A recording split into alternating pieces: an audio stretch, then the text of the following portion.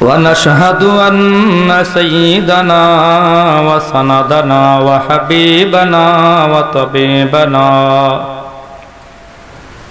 وطبيب قلوبنا ومحبوبنا ومرشدنا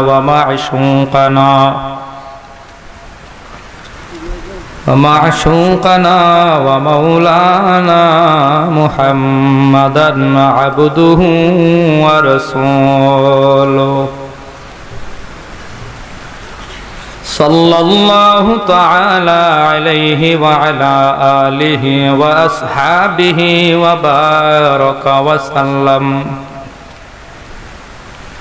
وبارك وسلم تسليما كثيرا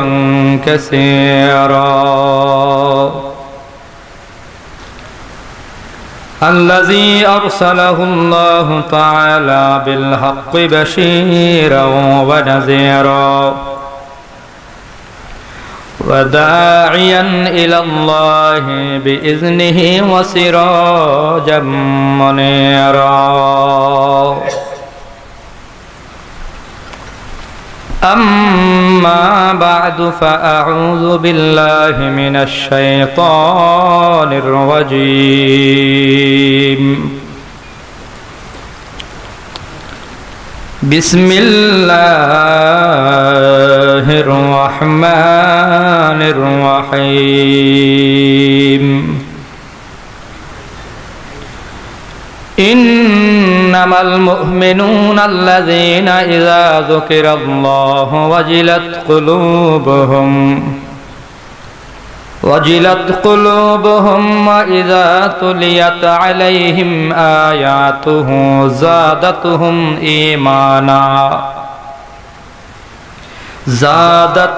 إيمانا وعلى ربهم يتوكلون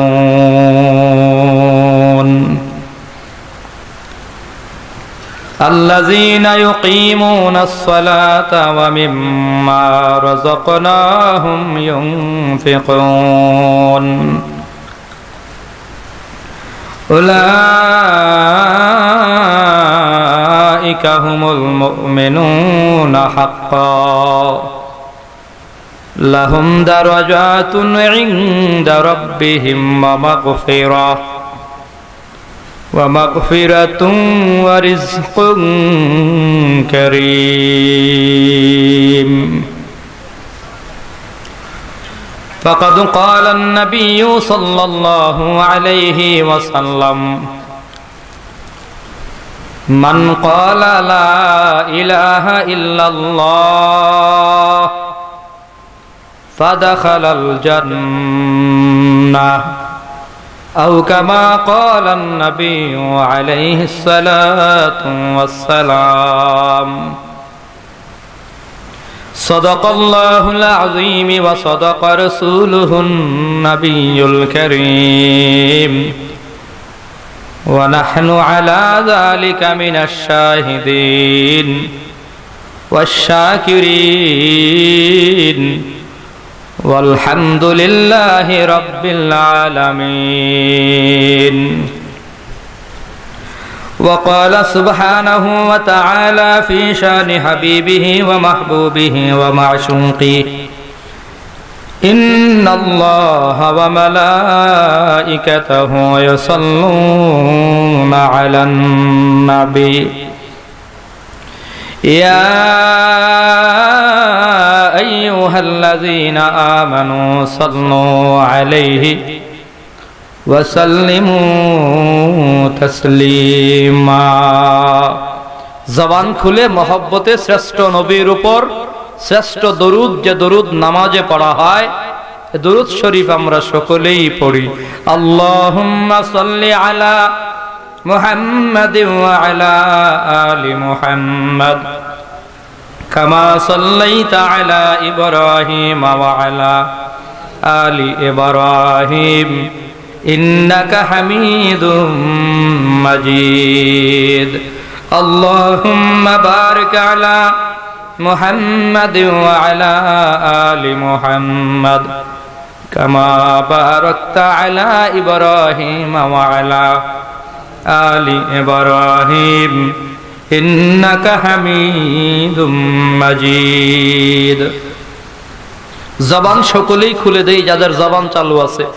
বালাগাল উলা বিকামালিহি কাশাফাত thuja বিজামালিহি Hasnat জামিউ খিসালিহি।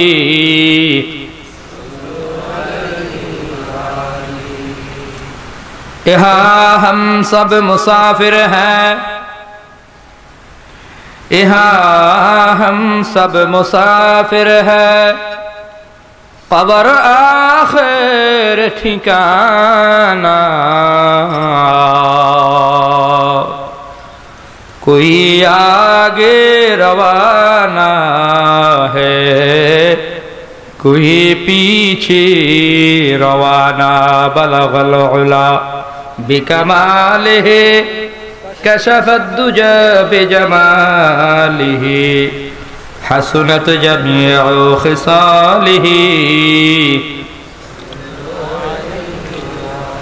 आरो मोहब्बत जबान खुले पड़ी ला इलाहा इल्लल्लाह, ला इलाहा इल्लल्लाह। केउ बाकी থাকবো না, সকলেই পড়ব, সকলে জবান খুলে দেন।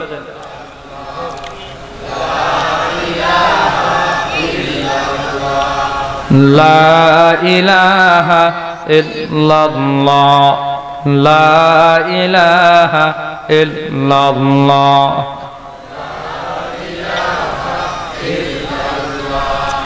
লা ইলাহা ইল্লাল্লাহ মুহাম্মাদুর রাসূলুল্লাহ সাল্লাল্লাহু আলাইহি ওয়াসাল্লাম। दुनियादारी नहीं हमको जरूरत, गुलाम अपना बना हमको खुदाया या इलाही। मुझको मुझसे दूर कर ताकि देखूं मुझ में तुझको एक नज़र। जन्नत दोज़ख से या रब क्या करूं, आरज़ू है मैं तुझे कहा करूं। हौर गिल्मा जितनी नियामत है ये तू, सबसे बढ़कर नियामत दीदार तू। ला इलाहा इल्लल्लाह, ला इलाहा इल्लल्लाह, ला इलाहा इल्लल्लाह।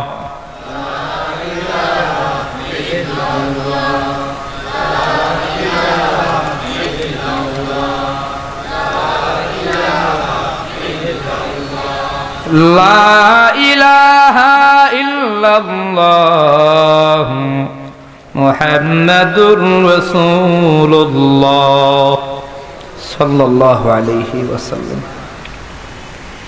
अल्हम्दुलिल्लाह, ঐতিহ্যবাহী নগর ডৌকাদি মোল্লাবাড়ি যুব সমাজের উদ্যোগে আয়োজিত আজকের এই বিরাট ওয়াজ ও দুয়ার মাহফিলের সর্বজন শ্রদ্ধেয় সভাপতি মুআজ্জাজ মুকাররম দিগার হযরত উলামায়ে কেরাম, সম্মুখ পানে বসা মুরব্বিয়ান আওয়াম, সমবয়সী যুবক বন্ধুগণ, স্নেহের ছোট ভাই, পর্দার আড়ালে বসা শ্রদ্ধেয়া সম্মানিতা মা ও বোনেরা, মহিয়ান গড়িয়ান প্রভুর অসংখ্য অগণিত শুকুর এবং সুজুদ যে মহান রব্বুল আলামিন মেহেরবানি করে দয়া মায়া করে জান্নাতের বাগান বেহেশতের বাগানে আপনাকে আমাকে আসবার বসবার জন্য কবুল করেছেন। এজন্য সকলেই বলি আলহামদুলিল্লাহ।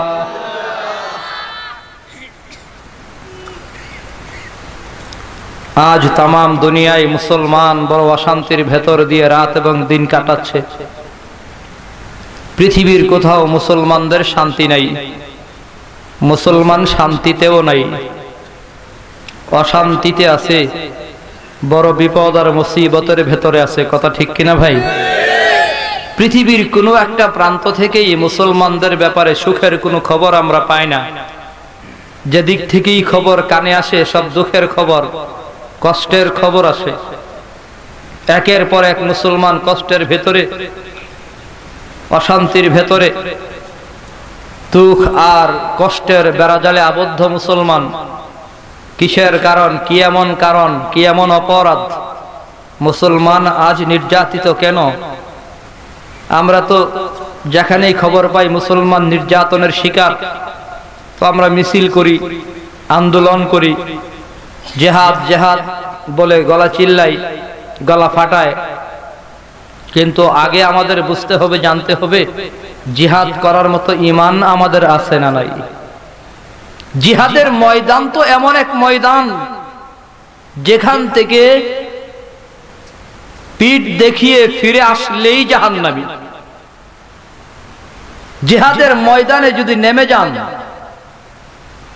আমিরের তরফ থেকে জিহাদ ঘোষণা হবে, মামুর সব জিহাদের ময়দানে চলে গেল, জিহাদের ময়দান থেকে শত্রুর আঘাতের কারণে ভেগে আসবে, রাসূল বলে সে জাহান্নামী হয়ে যাবে, ভাগা যাবে না।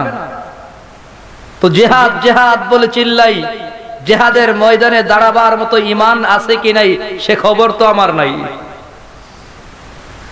আমার ঘরে টেলিভিশন, যারা খুব বেশি চিল্লা চিল্লি করি, ঘরে প্রত্যেকের প্রায় বেশিরভাগ ঘরে টেলিভিশন আছে না নাই? স্টার জলসা, স্টার প্লাস, জি প্লাস আছে না নাই? সারাদিন নাটক আর নাটক, গান আর গান চলতে আছে। এখনো পর্যন্ত ঘর থেকে নাটক, সিনেমা, গান বাধ্যই তো বের করতে পারলাম না। জিহাদের ময়দানে আমি এমন দুর্বল ঈমানওয়ালা, জিহাদ করব কি করে? তাই বলে কি ময়দান ছেড়ে দেব? না না, যেটুকুন পারা যায় ঈমানের দাবি নিয়ে আমরা যতটুকুন পারবো সামনের দিকেই যাব, পেছনে আসবো না। কথা কোন ঠিক কিনা? পেছনে আসা যাবে না, সামনেই যেতে হবে। ভাইয়ের আমার, তো চারপাশেই আজ মুসলমান নির্যাতনের শিকার, নিপীড়নের শিকার, অত্যাচার জুলুমের শিকার। বিশেষ করে পাশের দেশ মায়ানমারের মুসলমান আজ বড় কষ্টের ভেতরে।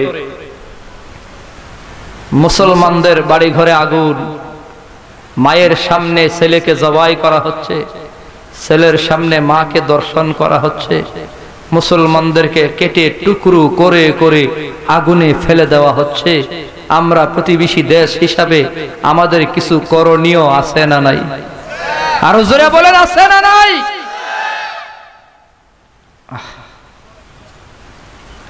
আমাদের করণীয় যত কাজ এর ভেতরে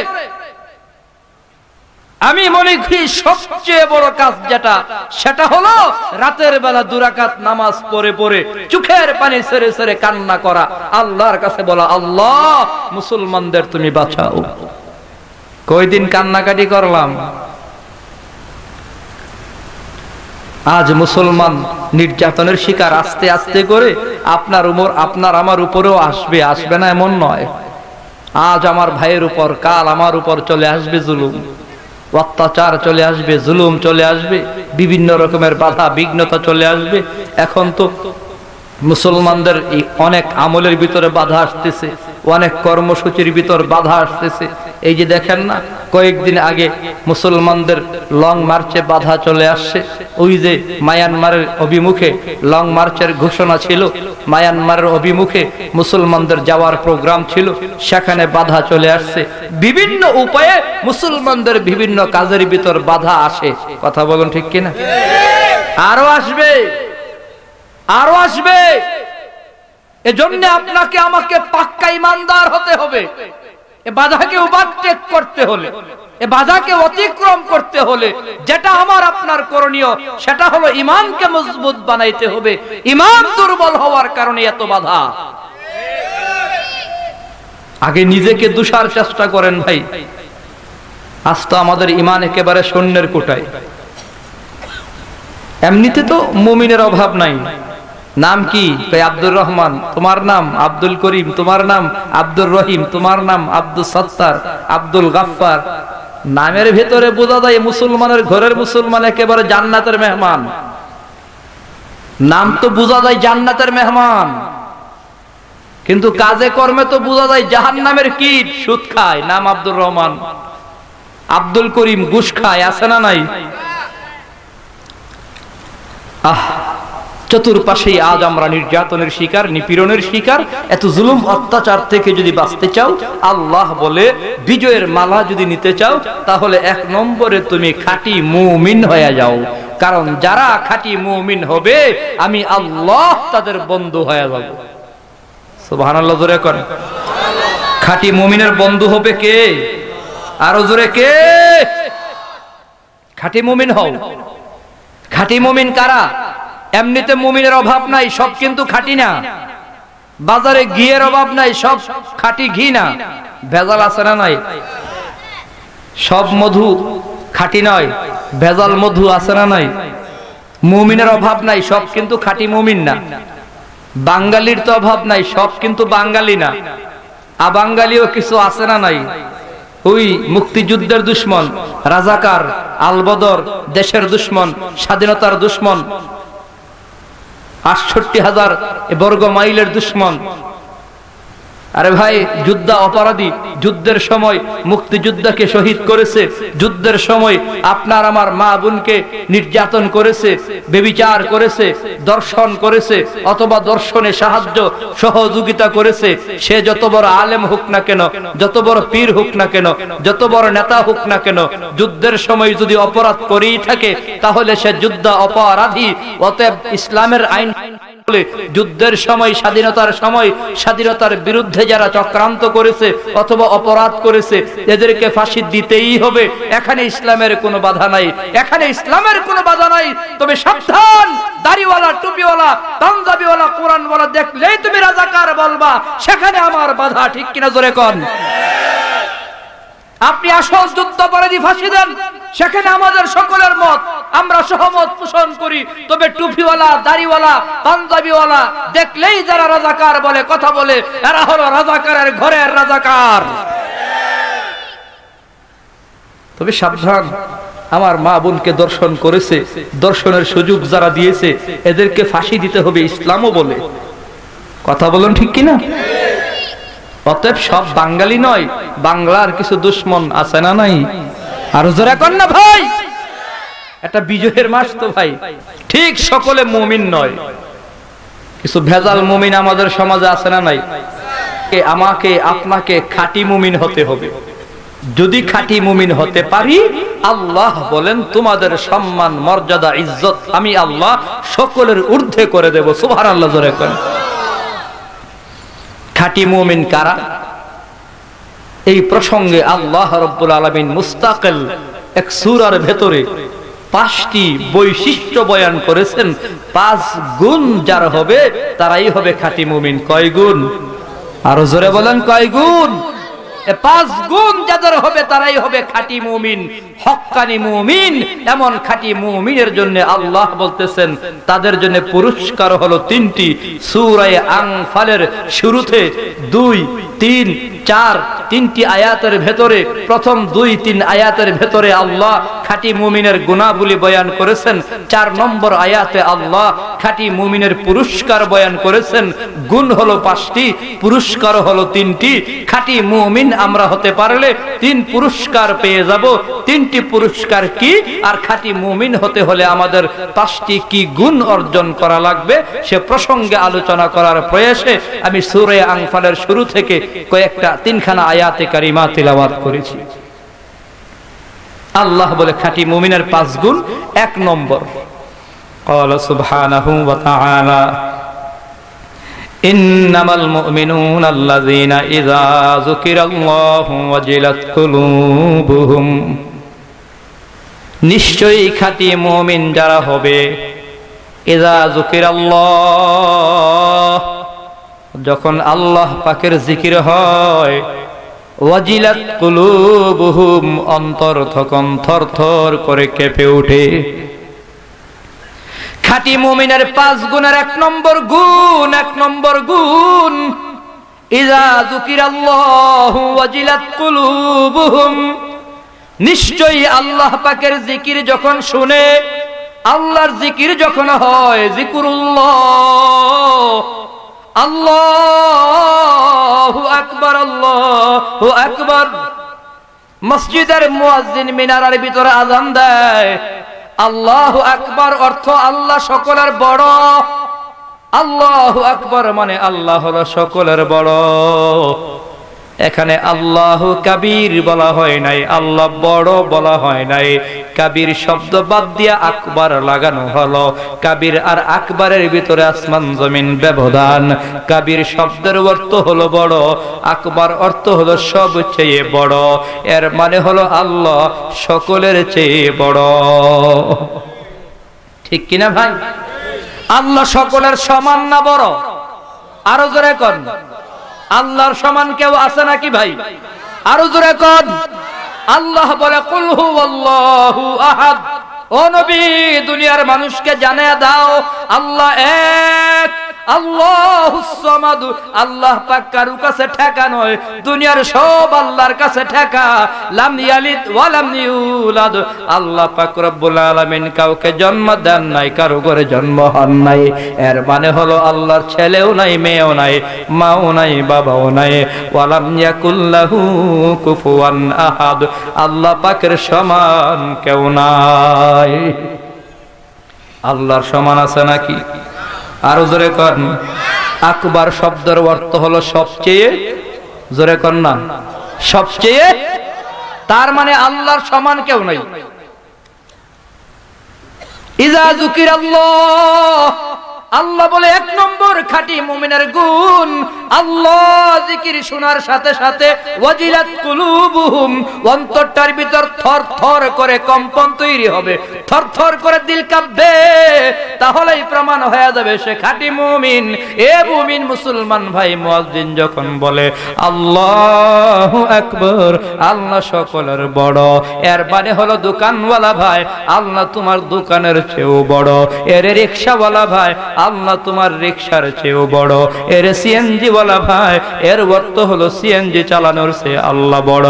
তোমার ব্যবসার চেয়েও আল্লাহ বড়, তোমার মিল ফ্যাক্টরি ইন্ডাস্ট্রির চেয়েও আল্লাহ বড়, তোমার সকল কাজের চেয়ে আমার আল্লাহ অনেক বড়। এজন্যই বান্দা আল্লাহ বলে ইযা নুদিয়া লিস-সালাহ মিন ইয়াউমিল জুমআ ফাসআউ ইলা যিকরিল্লাহ। যখন আযান হয়ে যাবে আল্লাহু আকবার, সব কাজ বাদ দিয়া নামাজের দিকে দৌড়াও, আল্লাহর জিকিরে সাড়া দাও। কেন মুসলমান, কেন? আল্লাহ হলেন সকলের বড়। আল্লাহ সকলের বড় যদি হয়, তোমার সব কাজে লাথি মারো, আল্লাহর জিকিরে দৌড়াও, তাহলেই প্রমাণ হবে তুমি দিল দেমাগে আল্লাহকে বড় বলে মেনে নিলা। আল্লাহর আওয়াজ শোনার পর আর কোনো কাজে তোমার মন বসবে না। এটাই হলো খাঁটি মুমিনের এক নম্বর গুণ। ওয়াজিলাত কুলুবুহুম মানে অন্তরটা আল্লাহর জিকির শোনার পর থর থর করে কাঁপতে থাকবে, থর থর করে কম্পন শুরু হয়ে যাবে। জোরে জোরে কোন সুবহানাল্লাহ।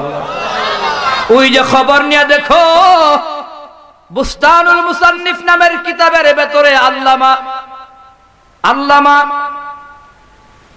মাওলানা আশরাফ আলী থানভী রহমাতুল্লাহি আলাইহি হাকিমুল উম্মত যিনি ছিলেন, মুজাদ্দিদে জামান, হাকিমুল উম্মত আশরাফ আলী থানভী রহমাতুল্লাহি আলাইহি লিখেন, খবর নিয়ে দেখো এর মুমিন ভাই, আব্দুল্লাহ ইবনুল মুবারক রহমাতুল্লাহি আলাইহি নামের একজন বড় মুহাদ্দিস ছিল। উনি ছিল ওনার জমানার সবচেয়ে বড় মুহাদ্দিস, প্রখ্যাত হাদিস বিশারদ যারে বলা হয়। আব্দুল্লাহ ইবনুল মুবারক রহমাতুল্লাহি আলাইহির ব্যাপারে মাওলানা আশরাফ আলী থানভী রহমাতুল্লাহি আলাইহি লিখেন, ইবনে মুবারক দুনিয়া থেকে বিদায় হয়ে গেল। আব্দুল্লাহ ইবনুল মুবারক মারা গেছে। খেয়াল করে শুনেন, খাঁটি মুমিনের পরিচয় দেখেন। যখন আল্লাহর জিকির শুনবে থরথর করে অন্তর কাঁপবে। ইবনে মুবারক মারা গেছে। উনার সমকালীন আরেক আল্লাহর ওয়ালি ঘুমের ভিতরে স্বপ্ন দেখে আব্দুল্লাহ ইবনুল মুবারক রহমাতুল্লাহি আলাইহি জান্নাতের মেহমান, জান্নাতে ঘোরাঘুরি করতেছে। আরো জোরে কোন সুবহানাল্লাহ, আরো মহব্বতে বলুন সুবহানাল্লাহ। কোথায় ঘুরতেছে? কোথায়? ইবনে মুবারক জান্নাতের ভেতর। আল্লাহর ওলি ডাক দেয়া কই, হে আব্দুল্লাহ ইবনুল মুবারক, দুনিয়ার ভিতরে তুমি অনেক আমল করছো, অনেক নেক আমল নিয়ে তুমি দুনিয়া থেকে বিদায় হইছো। প্রখ্যাত হাদিস বিশারদ বলে আমরা জানতাম। অনেক বড় মুহাদ্দিস তুমি। ও আব্দুল্লাহ ইবনুল মুবারক, জানতে চাই, বলো মরণের পর আল্লাহ রাব্বুল আলামিন তোমার সাথে কেমন ব্যবহার করেছে? বলো আল্লাহ তোমার সাথে কেমন আচরণ করেছে? এক আজীব জবাব দিছে, আশ্চর্যের জবাব দিছেন। উনি বলতেছে, ইবনে মুবারক বলে, বন্ধু, আল্লাহ রাব্বুল আলামিন আমাকে জান্নাতে বড় একটা সুন্দর ঘর আল্লাহ দান করেছে, তবে আমার ঘরের চেয়েও অনেক দামি একটা ঘর আমার বাড়ির সামনে যে একজন কামার ছিল, ওই কামারকে আল্লাহ জান্নাতে আরো দামি ঘর আল্লাহ দান করছে। আজীব জবাব। বলতেছে, ভাই, আমার নেক আমলের বিনিময়ে আল্লাহ পাকের রহমতে আল্লাহ আমার সাথে যে ব্যবহার করেছে, এর চেয়ে অনেক বেশি ভালো ঘর, ভালো ব্যবহার করেছে। ওই যে আমার ঘরের সামনে একজন কামার ছিল, কামার, ওই কামারকে আল্লাহ আমার চেয়ে দামি ঘর দান করছেন। আল্লাহু আকবার। ইবনে মুবারক রাহমাতুল্লাহি আলাইহি শ্রেষ্ঠ মুহাদ্দিস ছিলেন ওনার জমানায়। এ কথার ভিতরে কোন আলেম আজও পর্যন্ত দ্বিমত পোষণ করেন নাই। কত আশ্চর্যের খবর দেখছেন! জমানার শ্রেষ্ঠ মুহাদ্দিস, ওনার জান্নাতের ঘরের চেয়েও একজন কামার, ওই যে লোহা পিটায়ে পিটায়ে হাতুড়ি বানাইতো, দাও খুন্তি কুদাল বানাইতো, ওনার ঘরের সামনেই ছিল ঘর। ওই কামারকে আল্লাহ জান্নাতে এর চেয়ে অনেক দামি ঘর দান করছেন। সুবহানাল্লাহ বলবেন না? বেচারার ঘুম ভেঙে গেল। আল্লাহর ওলি ঘুম থেকে উইটা টেনশনে পড়ে গেল, এটা কেমনে সম্ভব? বসে বসে ভাবতেছে, এটা কি করে সম্ভব? জামানার একজন আল্লাহর ওয়ালির চেয়েও দামি ঘর আল্লাহ ওই কামারকে দান করেছে, এটা কিভাবে সম্ভব? খবর নেওয়া দরকার। রওনা হয়ে গেছে, কামারের বাড়িতে রওনা হয়ে গেছে। এ ভাই, এটা আল্লাহর পক্ষে সম্ভব? কে আল্লাহর কাছে কবুল হয়ে গেছে? আল্লাহ ছাড়া বান্দা তুমি জানো না? আমি ইমাম সাহেব বলে আমি জান্নাতে যাব, মুসল্লি জান্নাতে যাবে না এমনটা নয়। এমনও হতে পারে রে ভাই, ইমাম সাহেব জাহান্নামে যাবে, মুসল্লি জান্নাতে যাবে, পীর জাহান্নামে যাবে, মুরিদ জান্নাতের ভেতরে চলে যাবে। আমি বক্তা, এমনও হতে পারে ভাই, বক্তা জাহান্নামে যাবে, শ্রোতারা জান্নাতের মেহমান হয়ে যাবে। জানা নাই ভাই, আমার টাকা আছে, আমি ধনী মানুষ, আমি জান্নাতে যাব, গরিব জান্নাতে যাবে না এমনটা নয়। আল্লাহ তো জান্নাত কিসের বিনিময়ে দেবে? কিসের বিনিময়ে আল্লাহ তোমার সাথে ভালো ব্যবহার করবে, এটা আল্লাহ তো ঘোষণাই করেছে। এ নবীর উম্মত, আল্লাহ পাক বলেন, ইন্নাল্লাযীনা আমানু ওয়া আমিলুস সালিহাত কানাত লাহুম জান্নাতুল ফিরদাউসি নুজুলা। এক নম্বরে ঈমান আনো, দুই নম্বরে নেক আমলের গাঁটটি গুছাও। ঈমান আমল যদি মজবুত হয়, বান্দা তুমি জান্নাতুল ফিরদাউসের মালিক। সাবধান মুসলমান, সাবধান, আমি আল্লাহ ঈমান আমলের বিনিময়ে জান্নাত দেব। অতএব বান্দা, তোমার জানা নাই, আমার জানা নাই, কে জান্নাতি কে জাহান্নামী কেউ জানি না রে ভাই। ও নবীর উম্মত, আল্লাহর ওলি ভাবতে আছেন, আব্দুল্লাহ ইবনুল মুবারক হলো জমানার এত বড় মুহাদ্দিস, ওনার জান্নাতের ঘরের চেয়ে একজন কামারের ঘর অনেক দামি, এটা কেমন করে হয়? রওনা হয়ে গেছে। আব্দুল্লাহ ইবনুল মুবারকের বাড়ির সামনেই কামারের ঘর। গিয়া ডাক দিল, কে আছো? এ কামারের ঘরে কে আছো? কামারের ছেলেরা বের হইছে। কি ব্যাপার আল্লাহর ওয়ালি, কি ব্যাপার? এবার জবাব দিছে আল্লাহর ওয়ালি, কয়, ও কামারের ছেলেরা, বলো বলো, তোমাদের বাবা গোপন এমন কি আমল করেছে? গোপন এমন আমল কি ছিল যেই গোপন আমলের কারণে আল্লাহ রাব্বুল আলামিন জামানার এত বড় ওলি ইবনে মুবারকের চেয়েও তোমাদের বাবাকে আল্লাহ বেশি সম্মান দান করছে? আরে ভাই, মিশকাতুল মাসাবিহ নামের কিতাবে প্রমাণ হয়, এমন হাদিস আছে, হাদিসের ভিতরে প্রমাণ হয়, বহু মালিক জাহান্নামী হবে, কর্মচারী জান্নাতের মেহমান হয়ে যাবে। টাকাওয়ালা পয়সাওয়ালা দোকানের মালিক, বাড়ির মালিক জাহান্নামী, আর দোকানের কর্মচারী জান্নাতের মেহমান। এ নবীর উম্মত, কোটি টাকার গাড়ির মালিক জাহান্নামের প্যাসেঞ্জার হয়ে যাবে, আর ড্রাইভার জান্নাতের মেহমান হয়ে যাবে। কেন মুসলমান, কেন? আল্লাহ রাব্বুল আলামিনের নবী জানায়া দিবেন, ইন্নাল্লাহা লা ইয়ানজুরু ইলা সুওয়ারিকুম ওয়া আমওয়ালিকুম ওয়ালাকিন ইয়ানজুরু ইলা কুলুবিকুম ওয়া আমালিকুম। আল্লাহ রাব্বুল আলামিন তোমার চেহারার দিকে তাকান না রে যুবক ভাই। সালমান খানের ভাব ধরছো, শাহরুখ খানের ভাব ধরছো যুবক। আল্লাহ তোমার চেহারার দিকে তাকাবেন না, আল্লাহ তোমার ধন দৌলতের দিকে তাকাবেন না। আল্লাহ কোথায় তাকায় আছে জানো? কলিজার ভেতরে আল্লাহ তাকায় আছে। তোমার অন্তরের দিকে মাওলা তাকায় আছে, তোমার আমলের গাঁটটির দিকে আল্লাহ পাক তাকায় আছেন। অন্তর ভালো আছে, অন্তরে ঈমান মজবুত আছে, আমলের গাঁটটি ভালো আছে, তাহলেই তুমি জান্নাতের মেহমান হতে পারবা। এর নবীর উম্মত, অতএব আল্লাহ পাক রব্বুল আলামিনের কাছে টাকার বিনিময়, পয়সার বিনিময়, ক্ষমতার বিনিময় ফাইসালা হবে না। ওখানে কিসের ক্ষমতা চলবে জানো? ওখানে একমাত্র ঈমান আমলের ক্ষমতা চলবে। আর কোনো ক্ষমতা কবরে কাজে আসবে না। ঠিক কিনা জোরে কও? আসবে না কি ভাই? টাকার গরম কবরে চলবে, হাসরে চলবে, ঈমান আমলের গরম হবে। তোমাদের বাবা এমন কি গোপন আমল করতো বলো? কই আমাদের কোনো জানা নাই গোপন কোনো আমল করছে কিনা, আমরা বলতে পারবো না। তাহলে কে বলতে পারবে তোমাদের বাবার খবর, কামারের খবর কে বলতে পারবে? কই আমাদের মাকে জিজ্ঞাসা করলে ভালো হয়। ঠিক আছে, তোমাদের মাকে পর্দার আড়ালে দাঁড় করাও। পর্দার আড়ালে দাঁড়ায় গেছে, জিজ্ঞাসা করে মা আপনার স্বামী এমন কি গোপন আমল করেছে জানতে চাই। কেন?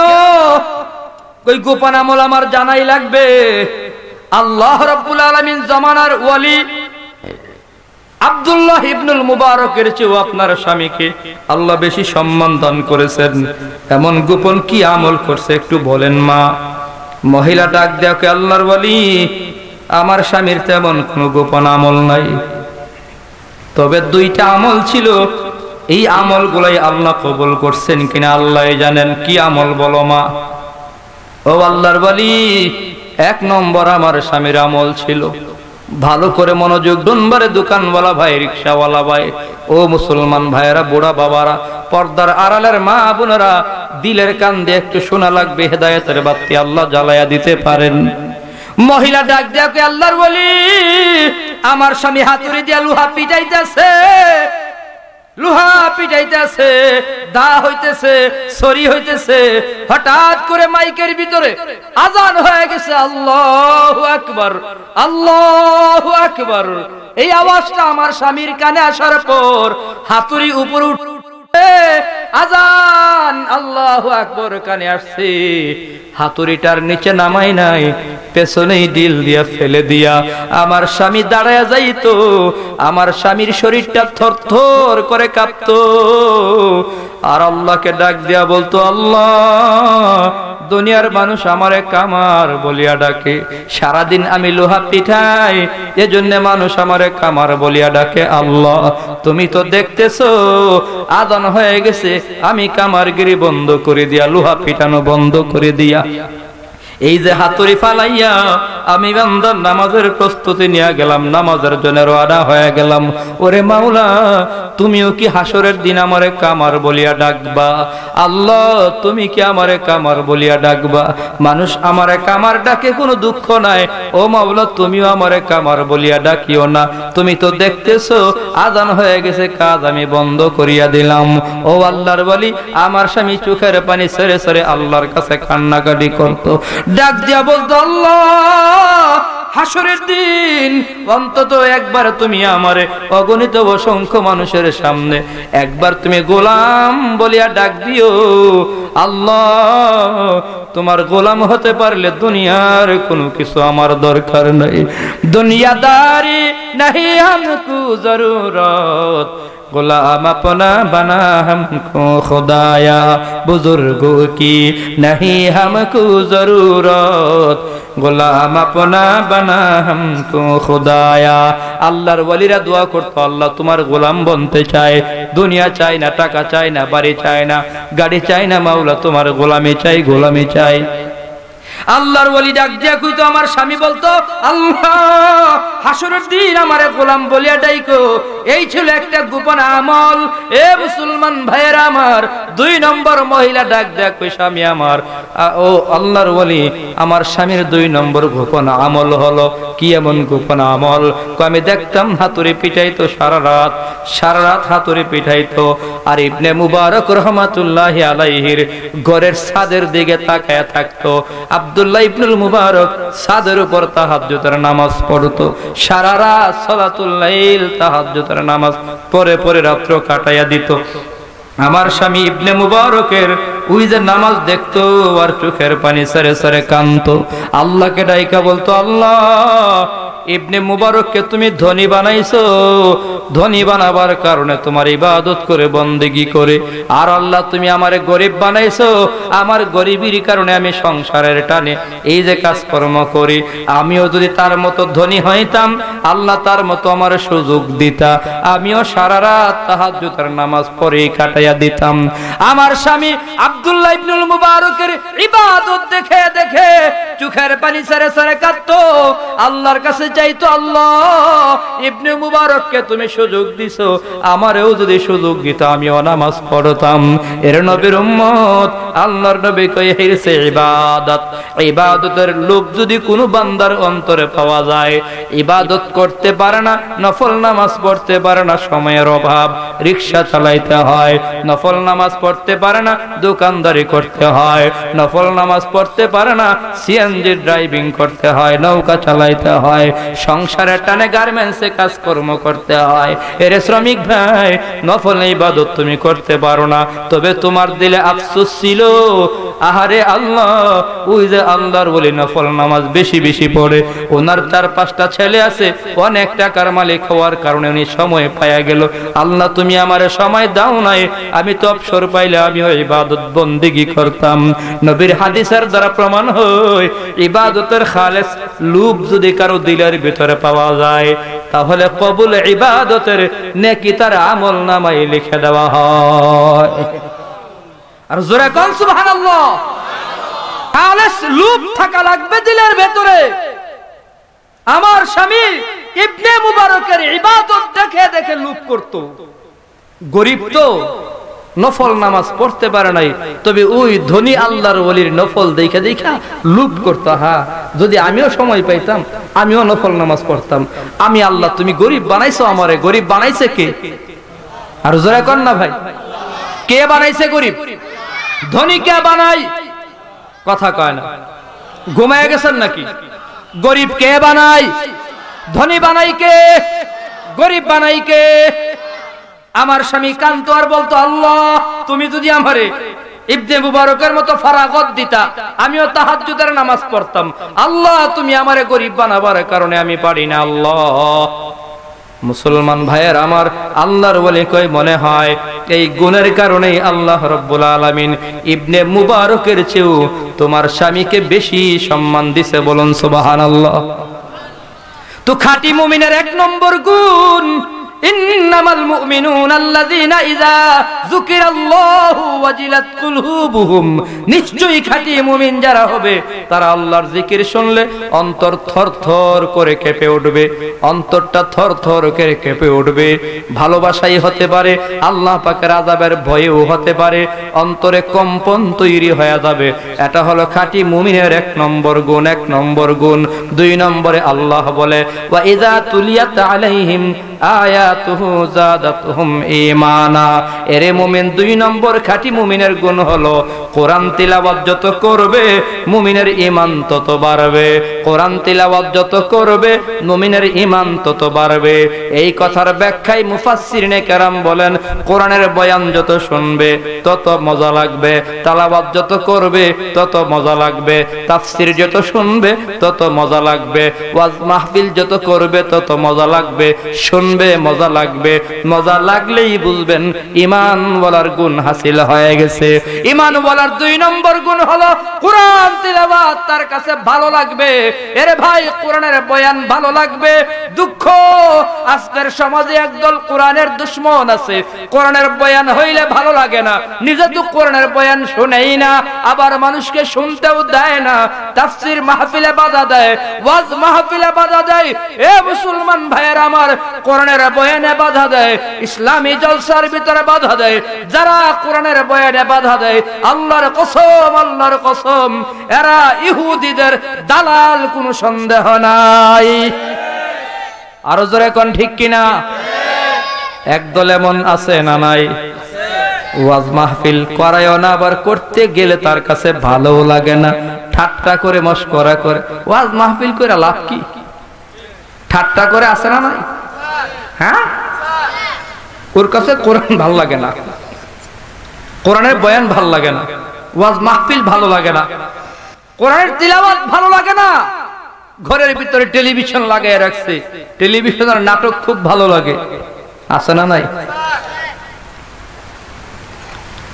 আজ কোরআনের তিলাওয়াত নাই। আল্লাহ পাক রব্বুল আলামিন বলে খাঁটি মুমিনের 2 নম্বর গুণ, ইজা যুকিরাল্লাহু, 2 নম্বর গুণ, ওয়া ইজা তুলিয়াত আলাইহিম আয়াতুহু যাদাতুহুম ঈমানা। কোরআন তিলাওয়াত যত করবে ঈমান তত বাড়বে, মানে মজা তত বাড়বে। আসলে ভাই, তিলাওয়াতে মজা আছে না নাই? আরো জোরে কোন, কোরআন তিলাওয়াতে মজা আছে না নাই? ये कलाम जिंदा कुरान हकीम हिकमत उला यज़लस्तु कदीम जमीउल इल्म फिल कुरान हकीम তাকাসুর আনহু আফহামুর রিজালি। কোরআন তেলাওয়াতে এত মজা, এত মজা, যত পড়ে তত ভালো লাগে। তেলাওয়াতে মজা না থাকলে ভাই, আমার নবী সারা রাত তেলাওয়াত করতে করতে করতে করতে পা পর্যন্ত ফুইলা যাইতো। আমার নবী এত বেশি তেলাওয়াত করতো, পা ফুলে যাইতো। এ নবীর উম্মত, কোরআন তেলাওয়াতে মজা না থাকলেই কি ইমামে আবু হানিফা রহমাতুল্লাহি আলাইহি প্রত্যেক রমজান মাসে 62 বার কোরআন খতম করেছেন। কোরআন তিলাওয়াতে মজা ছিলই বলে আম্মা জান আয়েশা সিদ্দিকা রাদিয়াল্লাহু তাআলা আনহা এক রাতে 2 রাকাত নামাজের ভিতরে পুরো কোরআন খতম করেছেন। বলুন সুবহানাল্লাহ। কিন্তু আমরা তিলাওয়াতে মজা পাই না। যুবক ভাই, ক্রিকেট খেলতে মজা লাগে, 3 ঘন্টা ক্রিকেট খেলি, ক্রিকেট খেলার মজা আমি পাইছি। ফুটবল খেলি, ফুটবল খেলার মজা আমি পাইছি। কোরআন তেলাওয়াতের মজা পাই নাই বলে আমি তেলাওয়াত করি না, পাইলে ঠিকই করতাম। তেলাওয়াতের ভিতরে মজার অভাব নাই। কত মজা জানো? এটা কালামুল্লাহ, কোরআন হলো কালামুল্লাহ, আল্লাহর কালাম। নবী কয় যে কোরআন তেলাওয়াত করতেছে সে যেন সরাসরি আল্লাহর সাথে কথা বলতেছে। আরো জোরে কোন, কার সাথে? কার সাথে? আরো জোরে বলেন, কার সাথে? কোরআন তেলাওয়াত করলে কার সাথে কথা হয়? হাদিসে কুদসির ভিতরে প্রমাণ হয়, বান্দা যখন নামাজের ভিতরে দাঁড়ায়া পড়ে আলহামদু, তখন আল্লাহ বলে লিমানিল হামদ, বান্দা বলে সকল প্রশংসা। আল্লাহ কই কার প্রশংসা? বান্দা কই লিল্লাহ, আল্লাহর প্রশংসা। আল্লাহ জিজ্ঞাসা করে মানিল্লাহ, আল্লাহকে। বান্দাকে রহমান, বান্দা তখন বলে আর রহমান। আল্লাহ জিজ্ঞাসা করে মানির রহমান, রহমান কে? বান্দা তখন কয় আর রহিম। আলহামদুলিল্লাহি রাব্বিল আলামিন। এই কথার ভেতরে প্রত্যেকটা শব্দের পরে পরে আল্লাহ বান্দার সাথে কথা বলে। আজ আমরা কথা শুনি না, সেরকম কান আমাদের হয় নাই। আমার ভাইয়েরা, কোরআনের তিলাওয়াতের ভিতরে মজা আমরা পাই নাই। এক আল্লাহর ওলি এমন ছিল, ওনারে গোসল করাইতে খাদেম লাগছে, কাপড় পরাই দিছে খাদেম, কাজের ছেলে। দাঁড়াইতে উঠতে বসতে লুক লাগতো, লুক। নামাজে দাঁড় করাই দিলে আর ধরতে হইছে না, নিজে নিজে রুকু করতো, নিজে নিজেই সাজদা করতো। খাদেম মনে মনে কয়, হুজুর কি আমার সাথে বাটপারি করে নাকি? বুঝেন নাই ব্যাপার কি রে? বাথরুমে গেলে আমারে ব্যবহার করে, গোসল করতে গেলে আমারে ব্যবহার করে, কাপড় পরতে গেলে আমারে ব্যবহার করে, নামাজে দাঁড়ায় গেলে আমার কাজে লাগে না, নিজে নিজে রুকু করে সাজদা করে। নামাজ শেষ জিজ্ঞাসা করে, আল্লাহর ওলি ডোন্ট মাইন্ড, প্রশ্ন আছে আমার। কি প্রশ্ন? কয় আপনি নামাজের বেলায় আমার ধরতে হয় না, অথচ পাঞ্জাবি আমি পরাইয়া দেই, গোসল আমি করাইয়া দেই, নামাজ আমি দাঁড়ও করাইয়া দেই, রুকু সাজদার বেলা আর ধরতে হয় না, ব্যাপারটা কি? কয় এটা বলা যাবে না। কই না বললে তো সন্দেহ আরো বাড়বে। কি বলেন? যদি কই যে বলা যাবে না, সন্দেহ তো আরো বাড়বে। কই তাহলে কারো কাছে কইবি না। কি কথা? আরে যখন আমি নামাজে দাঁড়ায়া সূরা ফাতিহা তিলাওয়াত করি, আমি যখন বলি আলহামদু, আল্লাহ বলে লিমানিল হামদ, আমি দুর্বল বান্দা, আল্লাহ পাকের কুদরতি জবানের আওয়াজ শোনার পর আর দুর্বল থাকি না, আমি তো সরাসরি আল্লাহর কথা শুনতে পাই। আর জোরে কোন সুবহানাল্লাহ। এমন নামাজি তো হতে পারি নাই ভাই। নামাজের ভিতর দাঁড়ায় খালি মনে হয় দোকান কয়টা ছিল, ব্যবসা কেমন হইল। এক মুসল্লি পাইলাম আমার একদিন কই হুজুর নামাজে দাঁড়াইলে অনেক আজে বাজে জিনিস মনে হয়। হয় না ভাই? হয় না? আপনাদের বোধহয় হয় না। তো মুসল্লি কই আমার অনেক জিনিস মনে হয়। তো কি জিনিস মনে হয় কোন?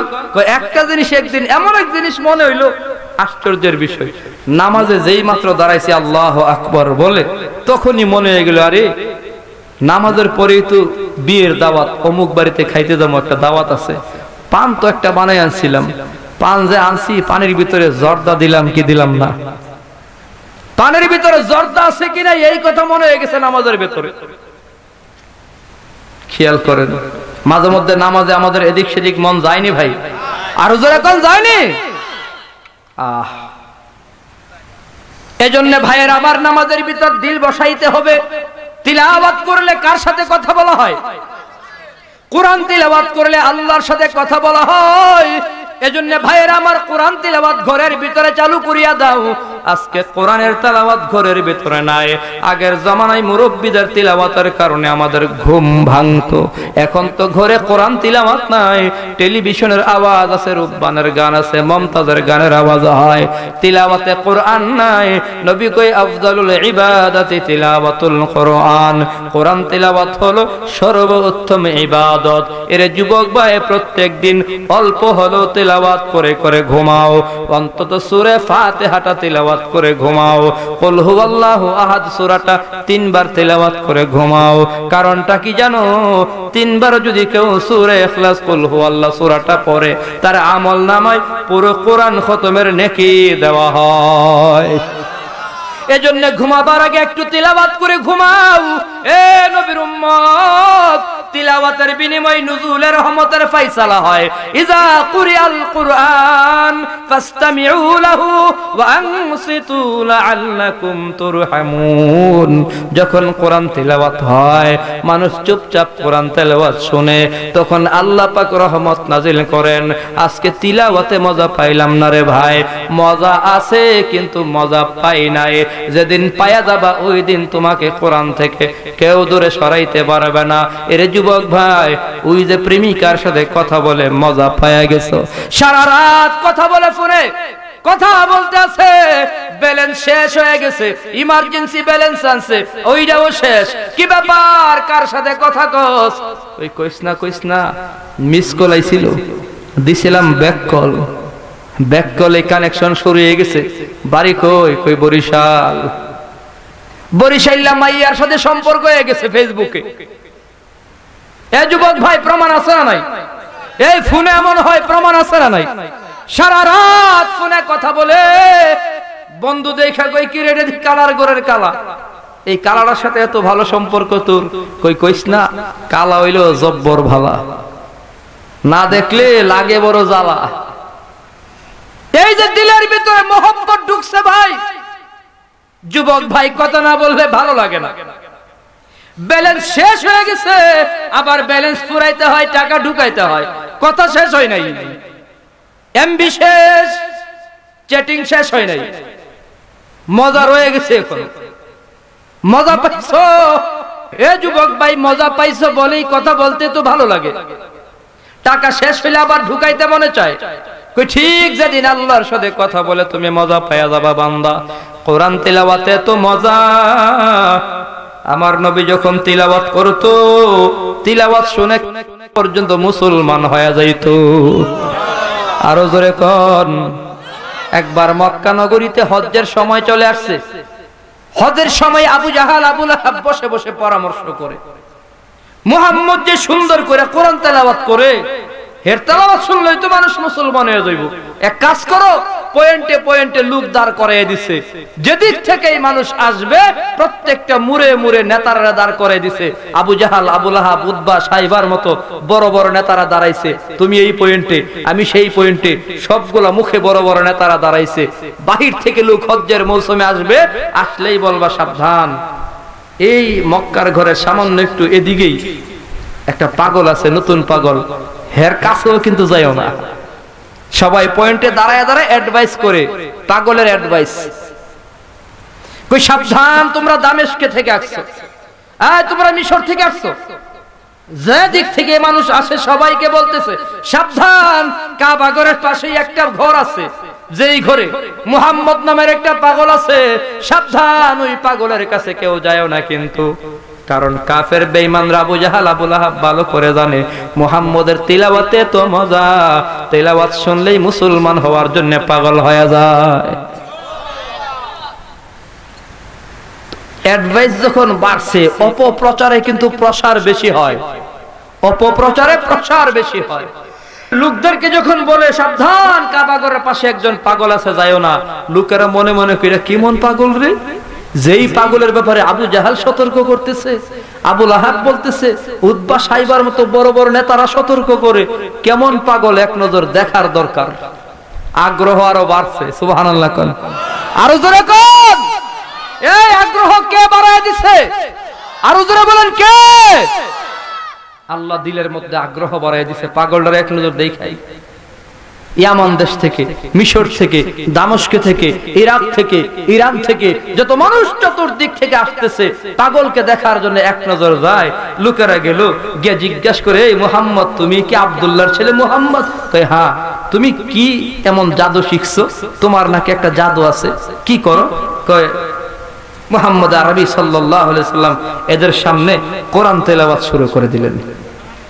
বিসমিল্লাহির রহমানির রহিম, والشمس وضحاها والقمر إذا تلاها والنهار إذا جلاها والليل إذا يغشاها والسماء وما بناها والأرض وما طحاها ونفس وما سواها فألهمها فجورها وتقواها قد أفلح من زكاها وقد خاب من دساها كذبت ثمود بطغواها إذ انبعث أشقاها فقال لهم رسول الله ناقة الله وسقياها فكذبوه فعقروها فدمدم عليهم ربهم بذنبهم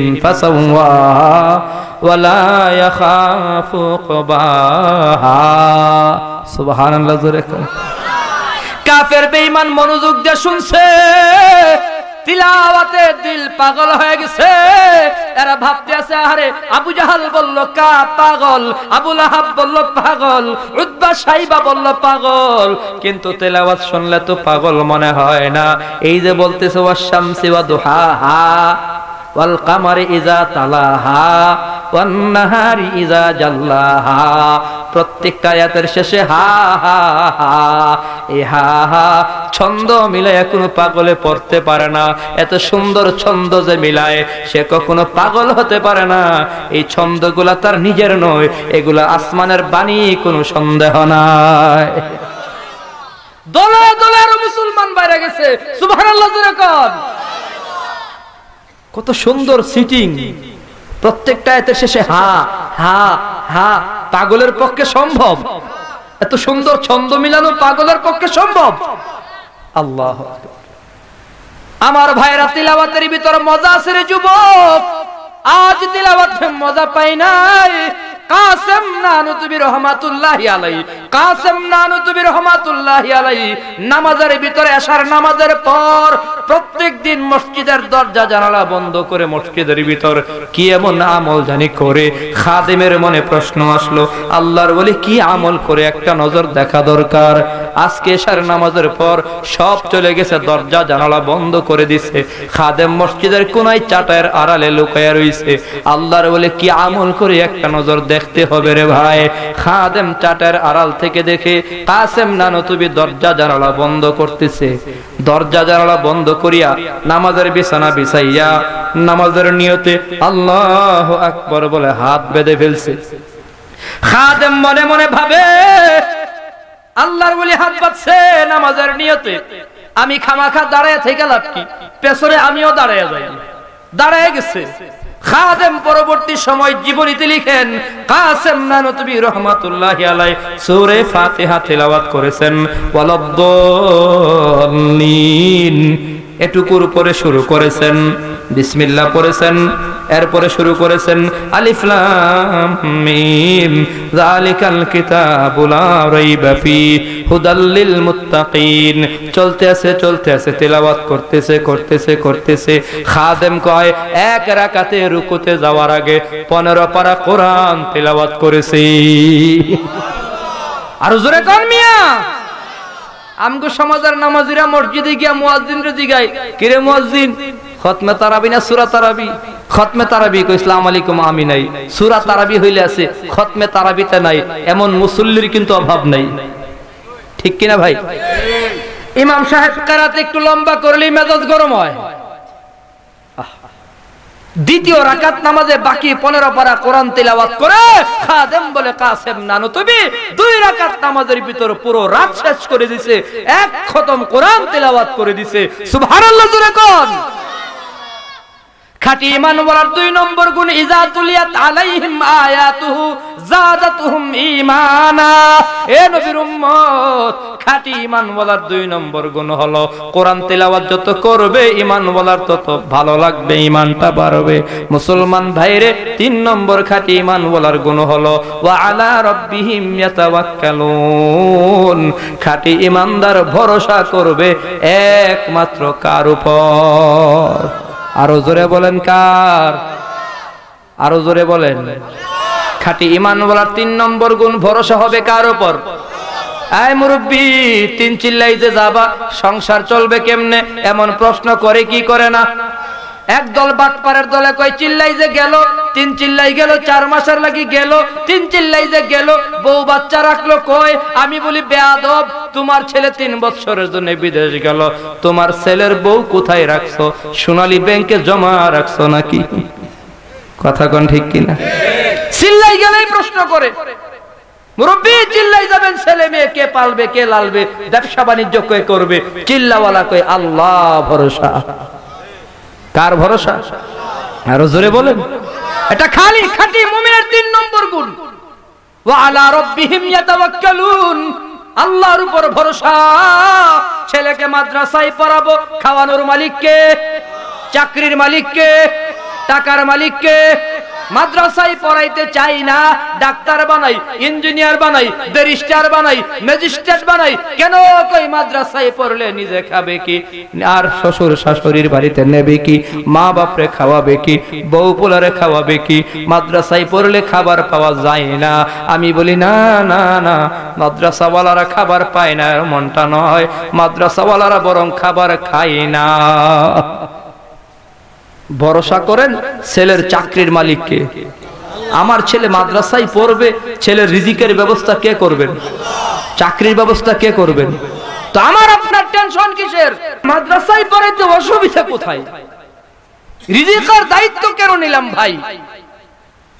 আকায়েদ আহলে সুন্নাত ওয়াল জামাতের আকীদা হলো, আকিদাতুত তাহাবী নামের আকায়েদের যত কিতাব আছে সমস্ত কিতাবের ভিতর বয়ানটা চলে আসছে এরকম যে আল্লাহ রাব্বুল আলামিন আপনাকে আমাকে বানাবার 50,000 বছর আগে আল্লাহ রিজিকের ফয়সালা করেছেন। আর আস্তে কোন আপনার আমার রিজিকের ফয়সালা কয় হাজার বছর আগে? আপনাকে আমাকে সৃষ্টি করার 50,000 বছর আগে আল্লাহ রিজিক লিখেছেন, রিজিক ঠিক করেছেন কি খাবো কি না খাবো। তাহলে ভরসা করব কার উপর? আরো জোরে বলেন। ঈমানওয়ালা ভরসা করবে কার উপর? ওয়া আলা রাব্বিহিম ইয়াতাওয়াক্কালুন। খাঁটি ঈমান বলার 3 নম্বর গুণ হবে ভরসা হবে আল্লাহর উপর। আল্লাহ খাওয়াবেন, আল্লাহ চাকরির ব্যবস্থা করবেন, আমার চিন্তা নাই, আমার টেনশন নাই, আল্লাহ যেহেতু আছেন। ওয়া মান ইয়াতাওয়াক্কাল আলাল্লাহি ফাহুয়া হাসবুহু। আল্লাহ বলে যে বান্দা আল্লাহর উপর ভরসা করবে, আল্লাহই ওই বান্দার জন্য যথেষ্ট। বলুন সুবহানাল্লাহ। আল্লাহর উপর ভরসা করলে আল্লাহই যথেষ্ট। তাহলে বান্দা তোমার কিসের চিন্তা, কিসের টেনশন? এ নবীর উম্মত, খাঁটি মুমিনের 4 নম্বর গুণ আল্লাযীনা ইউকিমুনাস সালাহ। 4 নম্বর গুণ হলো 5 ওয়াক্ত নামাজ আদায় করবে। কি করবে ভাই? 5 ওয়াক্ত নামাজ কায়েম করবে। আল্লাযীনা ইউকিমুনাস সালাহ, আল্লাহ কই যারা নামাজ কায়েম করে। নামাজ কায়েমের 1 নম্বর ব্যাখ্যা হলো যথা সময়ে যথা নিয়মে নামাজ আদায় করবে। 2 নম্বর ব্যাখ্যা হলো নিজে নামাজ পড়বে, অন্যকে নামাজের দাওয়াত দেবে। মুসলমান প্রথম ব্যাখ্যা নিয়ে একটু কথা বলতে চাই। যথা সময়ে যথা নিয়মে নামাজ আদায় করবে, তাহলে আজান হবে, দোকান বন্ধ হবে, আজান হবে, দোকান বন্ধ হবে। এখন ব্যবসা বন্ধ, নামাজের সময়, আমাকে নামাজ পড়া লাগবে। নামাজের সময় যে কাস্টমার গুলা আসছে, নামাজের পরেও কাস্টমার গুলা পাঠাবার ক্ষমতা মাওলার আছে না নাই? মকন সুসুতি নামাজে পাঞ্জে গানা, ফাওয়াইলুল লিল মুসাল্লিন আল্লাযিনা মুমিনারা ইনামাল ইমদাদ দা ইসতাঈনু আয়াতে কুরআবখা আয়াতে কদ আফলাহার ইয়াদকুন গৌরে কুন্দর মানি আজদিল সাদিকুন। 5 ওয়াক্ত নামাজ বান্দা আদায় করা লাগবে, 1 ওয়াক্ত নামাজ কাজা করা যাবে না। এর নবীর উম্মত খাঁটি মুমিন 5 ওয়াক্ত নামাজ যথা সময় আদায় করবে। 1 ওয়াক্ত যদি কাজা আদায় করে, এরপরে 2,88,00,000 বছর জাহান্নাম। মুসলমান বড় দুঃখ, আজকে ঈমানওয়ালা পীরের উপর ভরসা করে নামাজ পড়ে না। মারেফতের পীরে দাবি করে আমার কাছে মুরিদ হইলে নামাজের দরকার নাই, পর্দার দরকার নাই, নামাজ রোজা লাগে না, আমি পীরের মুরিদ হইলে জান্নাত পায়া যাইবা। এর নবীর উম্মত বর্তমান সমাজে এমন ভণ্ড পীর আছে না নাই? পীরের কাছে মুরিদ হইলে নামাজের দরকার নাই, নামাজ লাগে না, মারফতের নাম দিয়া নামাজ পড়ে না, রোজা রাখে না, দাড়ি কামাই, পর্দা করে না, মুরিদের বেগম দিয়া পাটি পাই, তেল মাজায়, এমন বদমাইশ পীর আছে না নাই? আর জোরে কোন গাঞ্জাখুর ভণ্ড আছে না নাই? কই নামাজের দরকার নাই, আমার কাছে মুরিদ হইলেই হবে। বড় দুঃখ, আজকের সমাজে মানুষ গাঞ্জাখুরের পেছনে দৌড়ায়, ল্যাংটার পেছনে দৌড়ায়। আহারে ভাই, পীরের ক্ষমতা নাই, সকল ক্ষমতার মালিককে। 5 ওয়াক্ত নামাজ অবশ্যই আদায় করা লাগবে। আল্লাহর নবী বলে মান তারাকা সালাতা ফাকাদ কাফার, যে নামাজ ছেড়ে দিল সেজন্য কাফের হয়ে গেল, সেজন্য কাফের হয়ে গেল। মান আকামাস সালাতা ফাকাদ আকামাদ-দ্বীন ওয়া মান তারাকাহা ফাকাদ হাদামাদ-দ্বীন। নবী কই যে নামাজ কায়েম করলো সেজন্য দ্বীন কায়েম করলো, যে নামাজ ছেড়ে দিল সেজন্য দ্বীন ইসলামকে ধ্বংস করে দিল।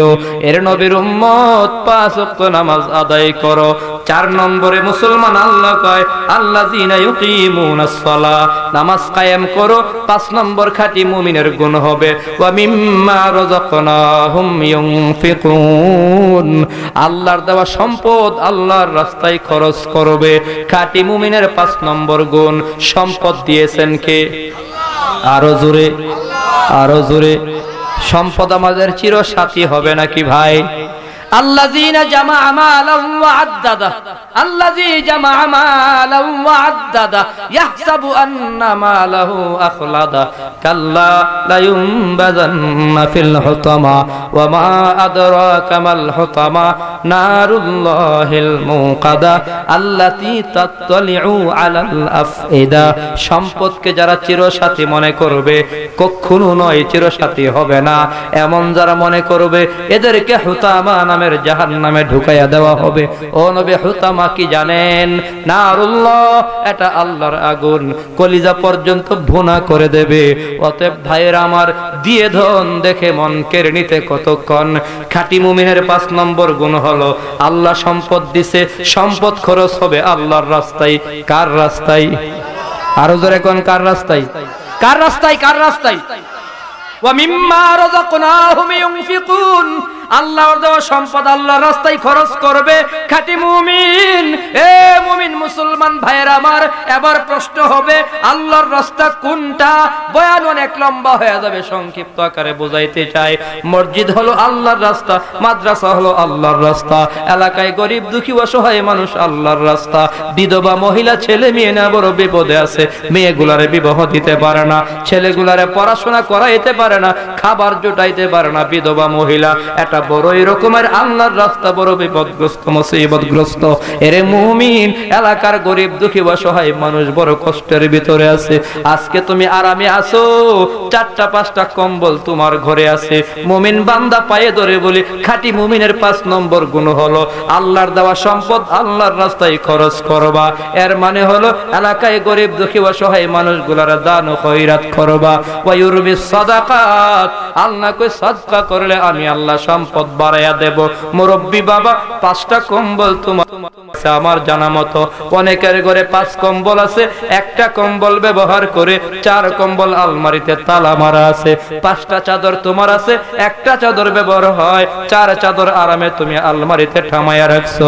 পায়ে ধরে বলবো ধনী বাবারা, এ মুসলমান ভাইয়েরা আমার, আজকে অনেক ধনী টাকাওয়ালা ভাই আছে, পাশের বাড়ির গরিব মানুষগুলার খবর পর্যন্ত নাই, গরিবের মুখে খাবার নাই, খাবার পর্যন্ত জুটাইয়া দিতে পারলা না। আল্লাহ তোমাকে প্রশ্ন করবে, বনি আদম, আমি আল্লাহ খাবার চাইলাম কেন দিলা না? বনি আদম বলবে, আল্লাহ আপনি হলেন সবকিছুর মালিক, কিভাবে আপনাকে দেব? আল্লাহ তখন বলবে, বান্দারে তোর পাশের ঘরে তুই কত গরিবের ঘরে খাবার ছিল না, এদেরকে খাবার দিলেই আমি আল্লাহকে দেওয়া হয়তো। বলুন সুবহানাল্লাহ। আমার জানা মতো সারা বাংলাদেশে ঘুরেছি, অবজারভেশন করে পাইছি এমন অনেক ধনী বাবা আছে, টাকার গরমে গরিবদের মানুষই মনে করে না। আছে না নাই? আরো জোরে করে আছে না নাই?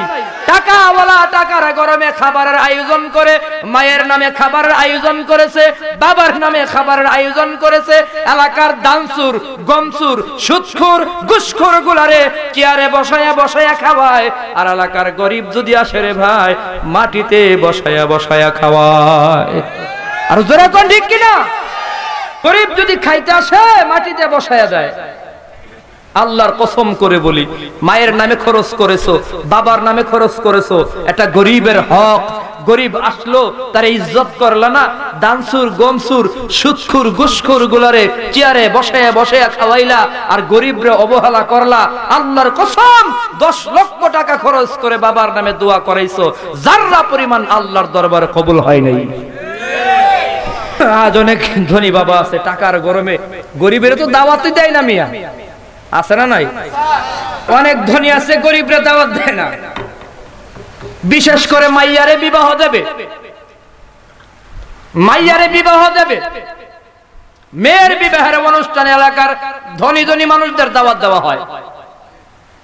টাকাওয়ালা পয়সাওয়ালা বকশিশ পাইতেইব না, কিন্তু পাশের বাড়ি রিকশাওয়ালার ঘরে দাওয়াত দেয় না। কথা কোন ঠিক কিনা? পাশের ঘর রিকশাওয়ালা দাওয়াত দেয় না। ধনী বাবাদের পায়ে হাত দিয়ে বলবো, হে ধনী বাবা, তুমি কি জানো? তোমার তো জানা নাই, তোমার বাড়ির গোশতের গ্রান ওই গরিবের ঘরে পর্যন্ত চলে গেছে। গরিব রিকশাওয়ালা রিকশা নিয়ে বাড়ি থেকে বের হয়ে গেছে, দুপুরবেলা খাবারের সময় হয়েছে, ছোট বাচ্চাগুলো মায়ের কাছে খাবার চাইছে। মা তাদের খাবার দিছে, ঠান্ডা ভাত আর শুটকির তরকারি দিয়া দিছে। রে ভাই, ঠান্ডা ভাত আর তরকারি হাতে নিয়া ছোট বাচ্চাগুলো না, ছোট বাচ্চাগুলা বলে না মা খাবো না। না কেন কেন খাবা না? কই মা, ওই যে ধনী চাচার বাড়িতে গোশতের গ্রান পাওয়া যায়, মা গোশতের গ্রান ছাড়া খাবো না গো মা। এ ধনী বাবা, তুমি কি জানো গরিবের ঘরে মা আর সন্তানগুলার ভিতর তোমার ঘরে খাবার নিয়ে তর্ক হয়। মা বলে, বাবারা আমাদের মতো গরিবদের দাওয়াত দেয় নাই। ছোট বাচ্চাগুলা চোখের পানি সেরে সেরে কান্দে, গোশত সারা খাবো না গো মা। বাচ্চারা যখন বাইনা করে, মা বাবা অনেক কথা বলে বুঝাইতে পারে না। হঠাৎ করে মহিলা ডাক দেয়া, কই বাবারা খায়া নাও, তোমাদের বাবা বিকাল বেলা বাড়ি আসবে, তোমাদের বাবা বিকালে গোশত নিয়ে আসলে রান্না করে আমি মা খাওয়াবো। মহিলা চোখের পানি সরে সরে কান্দে আর মনে মনে বলে, আল্লাহ গরিব তো তুমি বানাইছো, গরিব হওয়ার কারণে আজ এমন কষ্ট করতেছি গো আল্লাহ। ছোট সন্তানগুলা সান্ত্বনার বাণী পায়ে ঘুমায় গেছে। বিকাল বেলা রিক্সাওয়ালা ভাই গ্যারেজে রিক্সাটা জমা দিয়া ঘরের দরজায় আইসা টুকা মারছে বিবি। মহিলা দরজা খুইলা দেখে স্বামী দাঁড়িয়ে আছে। স্বামী বেচারা তাকায় দেখে বিবির চোখের কোটায় পানি দেখা যায়। এ বিবি আমার, কেন কান্দো? চোখের কোটায় কেন পানি দেখা যায়? মহিলা চোখের পানি আরো ছেড়ে দিছে, কয় স্বামী গো, তোমার ঘরে আসছি, গরিব মা বাবার ঘরে জন্ম হলাম, গরিবের ঘরের বউ হলাম, না খায়া থাকি, কোনো কষ্ট নাই, কোনো ব্যথা নাই, কোনো যন্ত্রণা নাই। স্বামী আমার এতদিন কোনো কষ্ট পাই নাই, তবে আজকে যে কত কষ্ট পাইছি জানো? আজকে তো কত আঘাত পাইলাম স্বামী, তুমি আমার জানো? কই কেন? ওই যে ধনী চাচার বাড়িতে গরুর গোশতের গ্রান পায় সন্তানগুলা খাইতে চাইলো, আমি দিতে পারলাম না, আমাদের দাওয়াত নাই। বাচ্চাগুলার ঘুম ভাঙা গেছে। এই এলাকার ধনী বাবা, কবরে যাওয়া লাগবে রে ভাই, কবরে যাওয়া লাগবে। পায়ে ধরে বলি, গরিবের কাঁদায়ও না, গরিবের চোখের পানি ছাড়াইও না। গরিবের চোখের পানির পাওয়ার কত জানো? আল্লাহ চোখের পানির কারণে তোমাকে জাহান্নামী বানাতে পারে। পথে পায়ে ধরে বলবো, এ মুসলমান ছোট বাচ্চাগুলার ঘুম ভাঙা গেছে।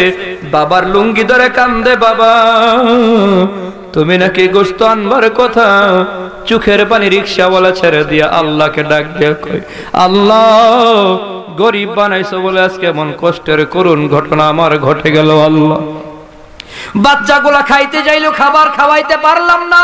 আল্লাহ ধনী ভাই আমার দাওয়াত দেয় নাই, আমার কষ্ট নাই, আমার যন্ত্রণা নাই, আঘাত নাই, কোনো অভিযোগ নাই, তবে আমার বাচ্চাগুলার জন্য একটা টুকরা যদি পাঠাইয়া দিত, আমার বাচ্চাগুলারও যদি দাওয়াত দিত, আমার কলিজাটা ঠান্ডা হয়ে যাইত। এর নবীর উম্মত, এজন্যই আল্লাহ হাসরের দিন প্রশ্ন করবে, বান্দা তুমি যে গরিব বান্দারে খাওয়াইলা না, এজন্য আল্লাহ তোমাকে জাহান্নামী দিয়া জাহান্নামী বানাতে পারে। আমি মনে করি ভাই, গরিবের অন্তরে আঘাত দিয়া, গরিবের কাদাইয়া তুমি তো গরুর গোশত খাও না, জাহান্নামের আগুন যেন তুমি গিলছো। অতএব মুসলমান ভাই, ধনী বাবাদের পায়ে হাত রেখে বলবো, এলাকার গোরাবা ফুকারা মাসাকিন যারা আছে একটু খবর নাও। পাশের ঘরে খাবার আছে না নাই একটু খবর নাও। অসহায় মহিলার একটু খবর নাও। এ নবীর উম্মত যুবক ভাই, নিজ উদ্যোগে একটু চেষ্টা করো। পথ শিশু রাস্তার ভিতরে ঘুরতে আছে, ঠান্ডায় থরথর করে শরীরটা কাঁপতেছে রে ভাই। রিক্সাওয়ালার শরীর কাঁপে, একটা গামছা তুমি দিয়া দাও, একটা মাফলার দিয়া দাও, একটা চাদর তার গায়ে জড়াইয়া দাও। 100 টাকা দিয়া পুরান মাল থেকে একটা জাম্পার কিনে, একটা গেঞ্জি কিনে গরিবের গায়ে পড়াইয়া দাও। গরিব যদি মুস্কি হাসি দেয়, আল্লাহর নবীর হাদিসের দ্বারা প্রমাণ হয়, আমার আল্লাহ কুদরতি জবানে হাসি। গরিব যদি খুশি হয়, আমার আল্লাহ খুশি হয়ে যাবে। আল্লাহ কয়, নবী কয়, আরে বান্দা, আরে উম্মতের দল, নবী বলতেছেন গরিব যখন হাত বাড়ায়, গরিবের হাতের নিচে আমার আল্লাহর কুদরতি হাত বাড়ায়া দেয়। আর জোরে কোন সুবহানাল্লাহ। আল্লাহর দেওয়া সম্পদ আল্লাহর রাস্তায় খরচ করার, এটা হলো খাঁটি মুমিনের 5 নম্বর গুণ। আজকে তো আমার আপনার খবর নাই, কত মুসলমানের ঘরে খাবার নাই, কত মুসলমানের ঘরে কাপড় নাই, কত মুসলমানের ঔষধের টাকা নাই, চিকিৎসার টাকা নাই, বড় গরিব, খবর নিতে পারলাম না। আজ অনেক টাকার মালিক হলাম, বাড়ির মালিক হলাম, গাড়ির মালিক হলাম। এ ভাই বাস্তবে এমন ঘটনা আছে না নাই? সুন্দর একটা মজার ঘটনার দিকে যাইতেছিলাম। আল্লাহর দেওয়া সম্পদ আল্লাহর রাস্তায় খরচ করলে ফেরত পাওয়া যায়, এটা ফেরত পাওয়া যায় না এমন না ভাই। ইউরবিস সাদাকাত, আল্লাহ ওয়াদা করেছেন, দান করবা সম্পদ বাড়াইয়া দেব। সুবহানাল্লাহ জোরে করে। খাঁটি মুমিনের 5 নম্বর গুণ, বেশি বেশি করে আল্লাহর দেওয়া সম্পদ আল্লাহর রাস্তায় খরচ করবে। হাসান হুসাইনের নাম শুনছেন সবাই? জি কয় না। ফাতেমার নাম শুনছেন? আলীর নাম শুনছেন? এরা 2 পরিবারের না একই পরিবারের? আলী রাদিয়াল্লাহু তাআলা আনহুর পরিবার হাসান আর হুসাইন রাদিয়াল্লাহু তাআলা আনহুমা, আর সাইয়্যিদাতু নিসাই আহলিল জান্নাহ ফাতেমা রাদিয়াল্লাহু তাআলা আনহা। কালিউবি নামের একটা কিতাব পড়ানো হয় কওমিয়া মাদ্রাসায়। কিতাবের ভিতর ঘটনা এইভাবে টানছেন, ফাতেমা রাদিয়াল্লাহু তাআলা আনহার ঘরে একবার 3 দিন পর্যন্ত খাবার নাই। কয় দিন? আরো জোরে কোন, কয় দিন নাই? কয় দিন নাই? হাসান হুসাইনের ঘরে 3 দিন খাবার নাই মিয়া, ফাতেমার ঘরে 3 দিন খাবার নাই। অথচ সাইয়্যিদা শাবাবি আহলিল জান্নাহ, হাসান হুসাইন হলো জান্নাতের যুব সমাজের সর্দার। 3 দিন পর্যন্ত খাবার নাই। হাসান হুসাইন এসে বলে, মা খাবার নাই, ঘরের ভিতরে বড় কষ্ট করি, খাবারের ব্যবস্থা করেন। কই তোমাদের বাবা সুখ আলী রাদিয়াল্লাহু তাআলা আনহু ঘরে আসছেন, ও স্বামী আমার, আমরা বড় মানুষ, হাসান হুসাইন হলো ছোট, এদের জন্য খাবারের ব্যবস্থা করা হোক। আলী বলে, ব্যবসা নাই, বাণিজ্য নাই, টাকা নাই, পয়সা নাই। ভাইয়ের আমার, আলী কত গরিব ছিল জানো? ফাতেমারে যেদিন আলীর কাছে বিয়ে দেওয়া হয়, ওই দিনও আলী নবীর ঘরে ঘুমায়, নবীর ঘরে খায়। বলুন সুবহানাল্লাহ। নবীর ঘরে খায় আর নবীর ঘরে ঘুমায়, নিজের ঘর নাই, বাড়ি নাই, এমন গরিবের কাছে বিয়ে দিচ্ছে। নবীর মেয়ে, কলিজার টুকরা, এত বড় নবী, সবচেয়ে বড় নবী, সবচেয়ে দামি মেয়েটারে বিয়ে দিছে, ঘর নাই, বাড়ি নাই, এমন লোকের কাছে আমরা দেবো নাকি ভাই? কোটি টাকাওয়ালা আরেক কোটিপতি তালাশ করে। কেন বিয়ে দিছে? কেন কেন দিছে? কেনর জবাব হলো, আলী ছিল সবচেয়ে বড় আলেম। সুবহানাল্লাহ, জোরে কর। নবী কয়, আনা মাদিনাতুল ইলমি ওয়া আলিয়ুন বাবুহা, আমি হইলাম ইলমের শহর, আলী হইল সেই শহরের দরওয়াজা। এই কথার, এই হাদিসের ব্যাখ্যা হলো, নবীর পরে সবচেয়ে বড় আলেম ছিল হযরত আলী। আলেম দেখা বিবাহ দিছে। আজকের জমানায় অনেক মুরব্বী দাদারা, দাদিরা, নানা নানিরা বয়ান শুনে মনে মনে কয়, নাতিনদারে আলেমের কাছে বিয়া দেবো। নাতিনের গিয়া কই, নাতিন রে একজন হুজুরের কাছে বিয়া দেবো, নিয়ত করছি তোরে। কই, হুজুর দাড়িটারি আছে নাকি? কই, দাড়ি তো থাকবই। ডিজিটাল জমানার যুবতী কই, দাড়ি হইলে no like. No like, like নাই, পছন্দ করে না।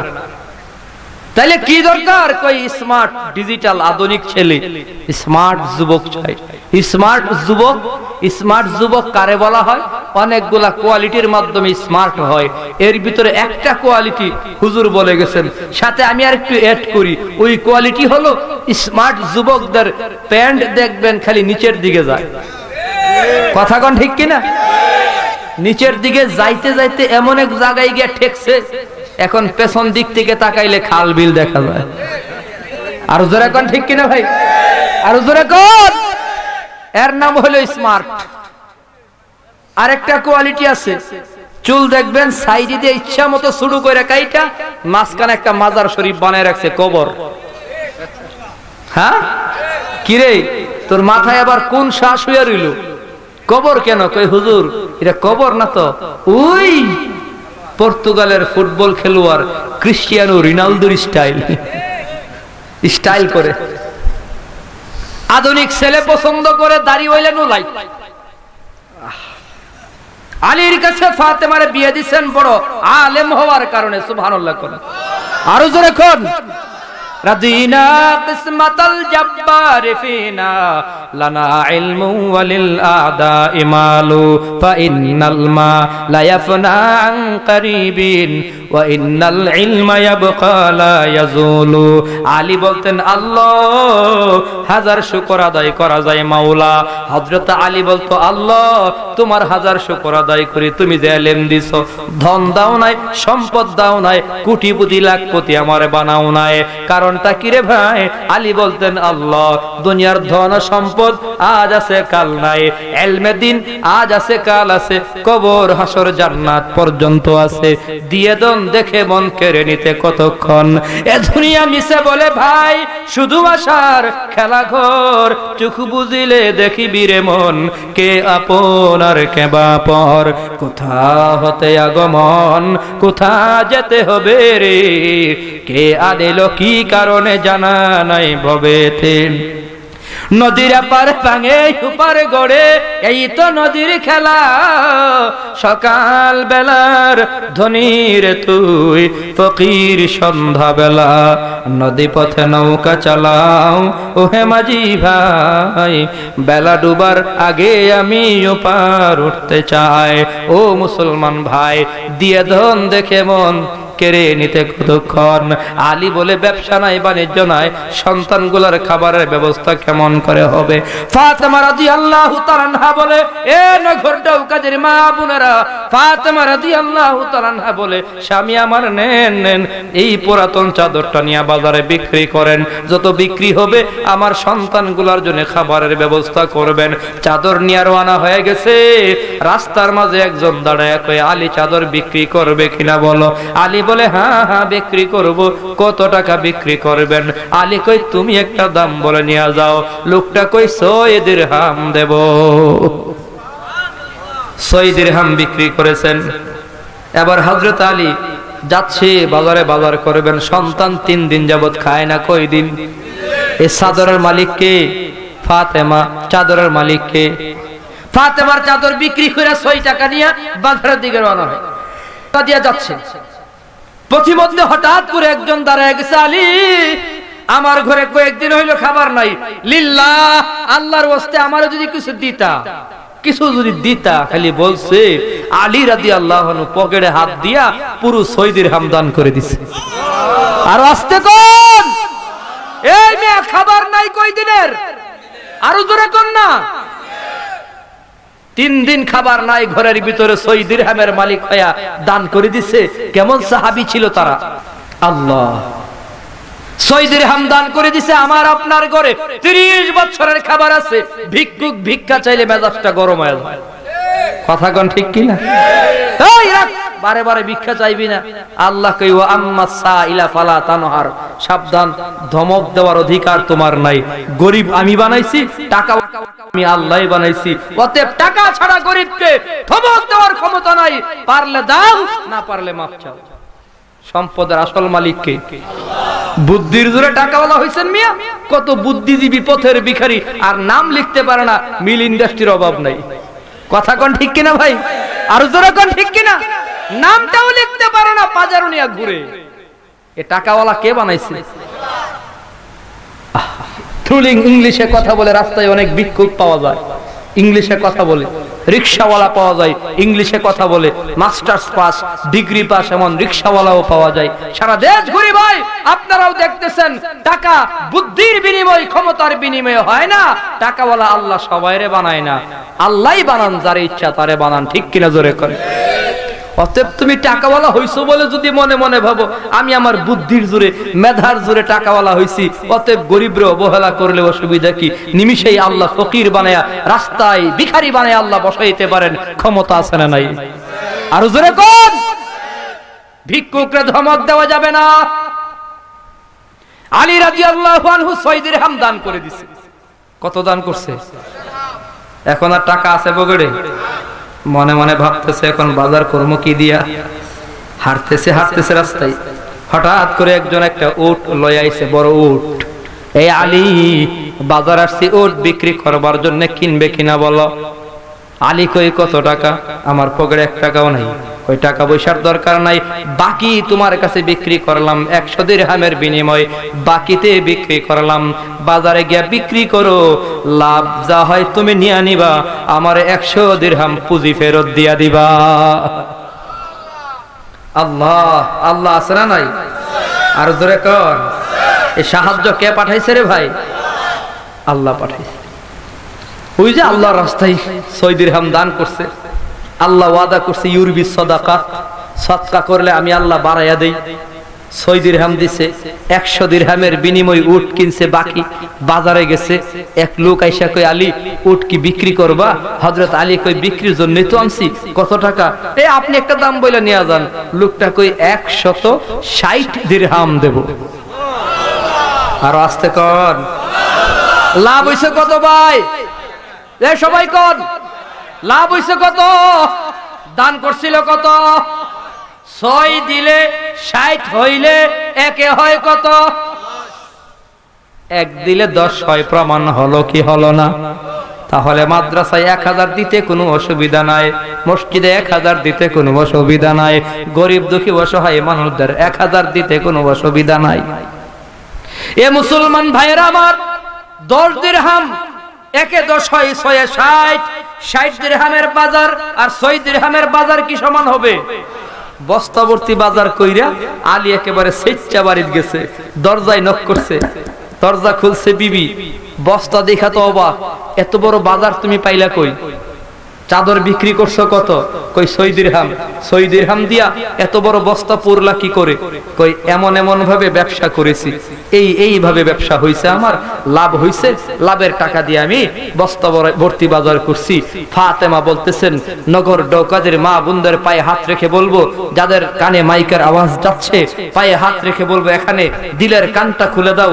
ফাতেমা বলতেছে, স্বামী আমার, আপনি ব্যবসা করেছেন, হালাল ভাবেই করবেন সেটা আমার জানা আছে, ইয়াকিন আছে, বিশ্বাস আছে, তারপরেও আমি আমার বাবার দরবারে একটু যাব, এইভাবে ব্যবসা করলে আমার জন্য হালাল হবে না হারাম হবে জানবার জন্য। খাবার নাই কতদিনের? জোরে কোন? 3 দিন পর্যন্ত যেই মহিলার ঘরে খাবার নাই, স্বামী খাবার আনছে, বাবার দরবারে দৌড়ায় হালাল হবে না হারাম হবে জানবার জন্য। এমন মহিলা আমাদের সমাজে বোধহয় অভাব নাই। সুদখোর সুদের টাকা দিয়া শাড়ি দিছে, ঘুষখোর ঘুষের টাকা দিয়া শাড়ি কিনে দিছে, ঘুষের টাকায় শাড়ি পয়রা বাড়ি বাড়ি গোয়ার নানি আর দাদির কাছে কয়, দাদি গো তোমাদের জামাই বড় চালাক। কিভাবে চালাক? বেতন পাই 20,000, মাসে কামাই 1 লক্ষ টাকা, বাকি 80,000 কেমন করে হয়? ওই টেবিলের নিচ দিয়া 80,000 হয়। কথা কোন ঠিক কিনা? খুব চালাক জামাই। চিন্তা করছেন এই চালাকি বাটপারি আল্লাহর দরবারে চলবো তো নাকি? জোরে কর না ভাই। চালাকি বাটপারি আল্লাহর দরবারে চলবে না রে ভাই। সাবধানে মা বোনেরা, কয়দিন তুমি তোমার স্বামীরে জিজ্ঞাসা করেছো হালাল না হারাম? এই যে মরিচ আনলা হালাল না হারাম, পেঁয়াজ আনলা হালাল না হারাম? এ স্বামী আমার, চাউল আনছো হালাল টাকা দিয়ে আনলা না হারাম টাকা দিয়ে আনলা? একজন মহিলা যদি চেষ্টা করে খারাপ স্বামীটাকেও ভালো করতে পারে রে ভাই। মহিলা চেষ্টা করলে স্বামীরে আল্লাহ ওয়ালা বানানো বড় সহজ। এ মুসলমান ভাইয়েরা আমার, ওই দিকে যাব না। মহিলাদেরকে আল্লাহ কত গুণ কত পাওয়ার দিবেন, সংক্ষেপেই বলে দিলাম। আল্লাহ পাক মহিলা কেমন গুণ আর পাওয়ার দিবেন। একটা মহিলা ইচ্ছে করলে স্বামীকে জাহান্নামী বানাতে পারবে, আবার ইচ্ছে করলে জান্নাতের বড় মেহমানও বানাতে পারবে। ঠিক কিনা? উদাহরণ হিসেবে প্রায় সময় বলে থাকি, যুবক দাড়ি কামায়, দাড়ি কামানো হালাল না হারাম? কথা কোন যুবক ভাই? আরে করেন হালাল না হারাম? ঠিক বিবির মাথা কামানো হারাম, মহিলাদের চুল কামানো কি? এখন আপনি যদি একটা হারাম কাজ করেন দাড়ি কামায়া, আপনার বিবি যদি কই ঠিক আছে আমিও আরেকটা করবো মাথার চুল কামায়া, বিবি যদি কই তুমি যদি দাড়ি কামাও আমি আমার মাথার চুল কামাইয়া লাইব, তাইলে আমার তো মনে হয় যুবক ঠিক হয়ে যাবে। ঠিক কোন? ঠিক কিনা জোরে কোন? এই যুবক চিন্তা করবে, আরে মাথা কামাইলে নেড়া দেখা যাবে, ওটা পাগল পাগল মনে হইব। এমন বউয়ের দরকার নাই, তোমার চুল খুব সুন্দর, ঠিক আছে আমার চুল যেহেতু সুন্দর তোমার কাছে ভালো লাগবে, আমি চুল রাখবো, শর্ত হইলো তুমিও দাড়ি রাখা লাগবে, তাহলে স্বামী দাড়িওয়ালা হয়ে যাবে। ঠিক কিনা ভাই? মা বোনদের পায়ে ধরে বলবো, জামাইদের সাইজ করেন। বউ এমন এক পাওয়ারফুল কবিরাজ, ফু দিলেই কাম হয়। দুনিয়ার সমস্ত কবিরাজের তাবিজ কবজ সব ফেল। বউ খালি বিছানায় শুইয়া বালিশে মাথার কাছে মাথা রাইখা কানের কাছে আলি ফু দিছে, তোমার বাপ বড় খারাপ, তোমার মা বড় খারাপ, এই কাম হয়ে গেছে। সকালে ওইটাই আব্বারে ডাক পড়ছে, আব্বা কি ব্যবহার করেছেন বউয়ের সাথে? মায়ের সাথে লাগছে ঝগড়া, বাবার সাথে লাগছে ঝগড়া, যুদ্ধ হয়ে যামু, সংসারে আর থাকবো না, আলাদা হয়ে যামু। ওই বউ হইছে এমন কবিরাজ, ফু দিলেই কাম হয়। কথা কোন ঠিক কিনা? এমন এক কবিরাজ আল্লাহ ঘুরে দিছে। মা বোন, আপনি কইলেই কাজ হয়। অতএব স্বামীরে আল্লাহ ওয়ালা বানাতে পারবেন, সে ক্ষমতা আল্লাহ আপনাকে দিবেন। পর্দার আড়ালে মা বোনদের পায়ে ধরে বলবো, এ মা ফাতেমা রাদিয়াল্লাহু তাআলা আনহা বাবার দরবারে দৌড়াই, 3 দিন পর্যন্ত ঘরটার ভেতরে খাবার নাই। 3 দিন পরে কিছু খাবার আসছে, হালাল হবে না হারাম হবে জানবার জন্য আমার নবীর দরবার দৌড়ায় আল্লাহ রাব্বুল আলামিন জিবরাইলকে পাঠিয়ে দিচ্ছে, আরে জিবরাইল যা যাও আমার বন্ধুর কানে খবর নিয়ে যা। কি খবর? আমার বন্ধুরে গিয়া কো, ও বন্ধু ফাতেমা আলীর ব্যাপারে প্রশ্ন করবে, আমি আল্লাহর পক্ষ থেকে জবাব হলো আলীর সাথে আমি আল্লাহ সরাসরি ব্যবসা করেছি। কে ব্যবসা করেছে ভাই? কাদেরে কুদরত তুদারি বড় কামাল, আনতা রব্বি আনতা হাসবি যুল জালাল, তুহি কাদের জলিলুল্লাহ জাহাদার, বহর হাল তুহি মেরা নগাহদার। আলীর সাথে ব্যবসা করেছেন কে? আরো জোরে বলেন কে? কিভাবে ব্যবসা করেছেন ভাই? সেটাই হলো জানার বিষয়। 6 দিরহাম দান করছে, 60 দিরহামের মালিক কে বানাইছে? নবী কই কেমনে ব্যবসা করছে? কও। জিবরাইল বলে, ইয়া রাসূলুল্লাহ 6 দিরহাম যখন দান করে নিঃস্ব হয়ে গেল, টাকা নাই পয়সা নাই, আল্লাহ আমাকে ডাক দেয়া কই, জিবরাইল আমার বান্দা আমি আল্লাহর রাস্তায় খরচ করেছে, গরিবের দিছে মানে আমি আল্লাহকে দিছে, অতএব যা যা জান্নাত থেকে একটা উট লইয়া আলীর দরবারে হাজির হয়ে যা। 100 দিরহামের বিনিময় উট বিক্রি করছে আমি জিবরাইল, আর 160 দিরহাম দিয়া উট কিনে নিছে আমারই আরেক বন্ধু মিকাইল আলাইহিস সালাম। আর জোরে কোন সুবহানাল্লাহ। জান্নাতের উট জান্নাতেই চলে গেছে, মাঝখান থেকে আলীকে 60 দিরহামের মালিক আল্লাহ বানাইয়া দিছে। কেন? ওই যে 6 দিরহাম আল্লাহর রাস্তায় খরচ করেছে। খাঁটি মুমিনের 5 গুণ আল্লাহ বলে, ইন্নামাল মুমিনুনা আল্লাযীনা ইযা যুকিরাল্লাহু ওয়াজিলাত কুলুবুহুম, নিশ্চয়ই খাঁটি মুমিন আল্লাহর জিকির শুনলে থরথর করে অন্তরে কম্পন তৈরি হয়ে যাবে। ওয়া ইযা তুলিয়াত আলাইহিম আয়াতুহু যাদাতহুম ঈমানা, কোরআন তেলাওয়াত যত করবে ঈমান তত বাড়বে, মজা তত বাড়বে।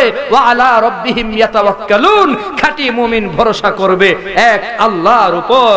আল্লাযীনা ইউকিমুনাস সালাহ, 5 ওয়াক্ত নামাজ খাঁটি মুমিন ঠিকমতো আদায় করবে। ওয়া মিম্মা রাযাকনাহুম ইউনফিকুন, আল্লাহর দেওয়া সম্পদ আল্লাহর রাস্তায় খরচ করবে। এই 5 গুণ হলো খাঁটি মুমিনের। 5 গুণ যারা অর্জন করবে এদের ব্যাপারে আল্লাহ বলতেছেন শেষ আলোচনা।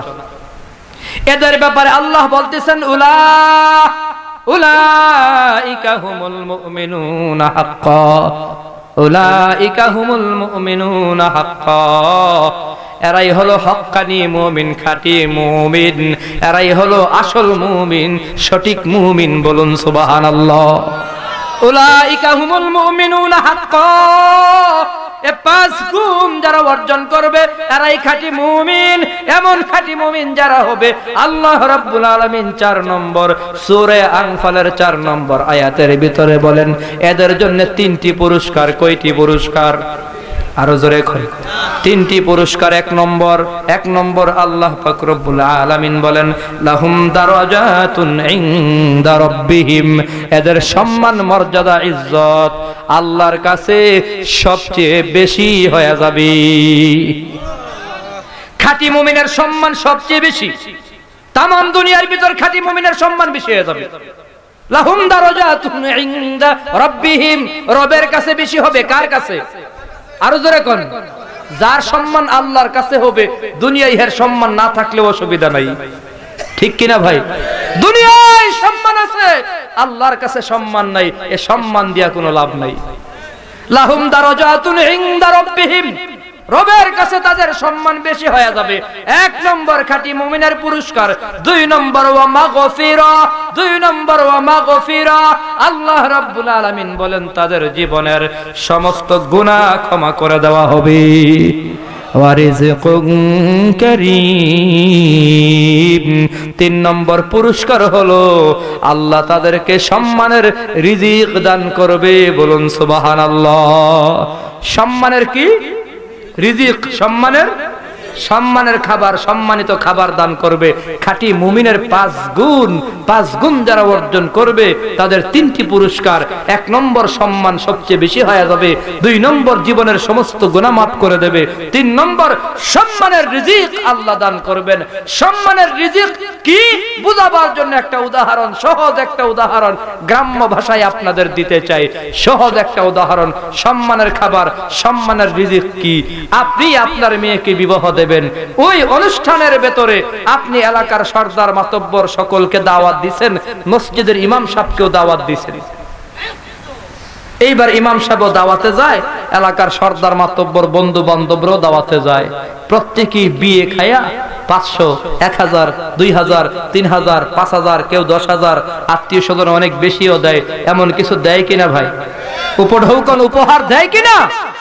প্রত্যেকেই 500, 1000 করে দেয়।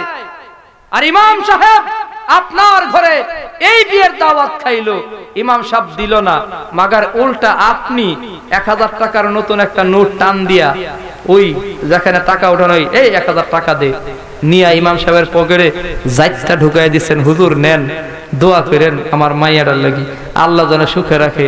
ইমাম সাহেব হুজুরে খাওয়াইও দিছেন, দিয়াও দিছেন। এর নাম হলো রিজকুন কারীম, সম্মানের রিজিক। হুজুরকে আল্লাহ খাওয়ায়ও দেয়ও, খাওয়ায়ও দেয়ও, এর নাম হলো রিজকুন কারীম, সম্মানের রিজিক। আল্লাহ খাঁটি ঈমানওয়ালাদের খাওয়াবেন। উলামায়ে কেরাম খাঁটি ঈমানওয়ালা হওয়ার কারণে সর্বত্র সব জায়গায় আজ বেশি সম্মান পায়া থাকে, ঠিক কিনা জোরে করে? সর্বান্তকরণে আপনাদের সকলের হাতে পায়ে ধরে বলবো, খাঁটি মুমিন আমরা সকলে হয়ে যাবে ইনশাআল্লাহ। আল্লাহর কাছে আমাদের সম্মান বেড়ে যাবে, আমাদের জীবনের গুনাহ মাফ হয়ে যাবে। আল্লাহ রিজিকের ব্যবস্থাও করবেন, দামি খাবারের ব্যবস্থাও আল্লাহই করবেন। আমাদের খাঁটি মুমিন হওয়া দরকার। খাঁটি মুমিন হয়ে যাব, तमाम দুনিয়ায় আমাদের বিজয় চলে আসবে, ঠিক কিনা জোরে করে? যেখানে মুমিন মুসলমান মার খাইতেছে, প্রথমত ধরে নেবেন আমার আপনার ঈমান দুর্বল, এ কারণেই মার খাইতেছি। ঈমান মজবুত করব ইনশাআল্লাহ, আল্লাহ বীরের জাতিকে আবার বীরের আসনে বসাইয়া দেবেন, ঠিক কিনা ভাই? 313 জন সাহাবী নিয়ে নবী গেছেন, পাক্কা মুমিন 313 জন নিয়ে গেছেন, বিজয়ের মালা আল্লাহ পরাইয়া দিবেন। আজ কোটি কোটি মুমিন আছে, এরপরও পরাজিত, বিজয়ের মালা নাই কেন? পাক্কা ঈমানওয়ালা বদরের প্রান্তে 313 জন যে ঈমানওয়ালা ছিল, এমন ঈমানওয়ালা একজন লোকের বড় অভাব, একজনও নাই। আল্লাহ আমাদেরকে খাঁটি মুমিন বানায় দেন, সকলে বলি আমিন। রব্বানা যালামনা আনফুসানা ওয়া ইল্লাম তাগফির লানা ওয়া তারহামনা লানাকুনান্না মিনাল খাসিরিন। রব্বানা আতিনা ফিদ দুনিয়া হাসানাতাও ওয়া ফিল আখিরাতি হাসানা ওয়া কিনা আযাবান নার।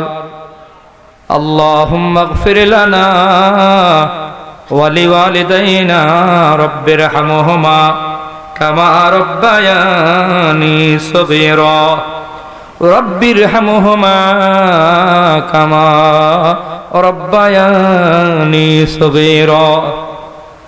আয় আল্লাহ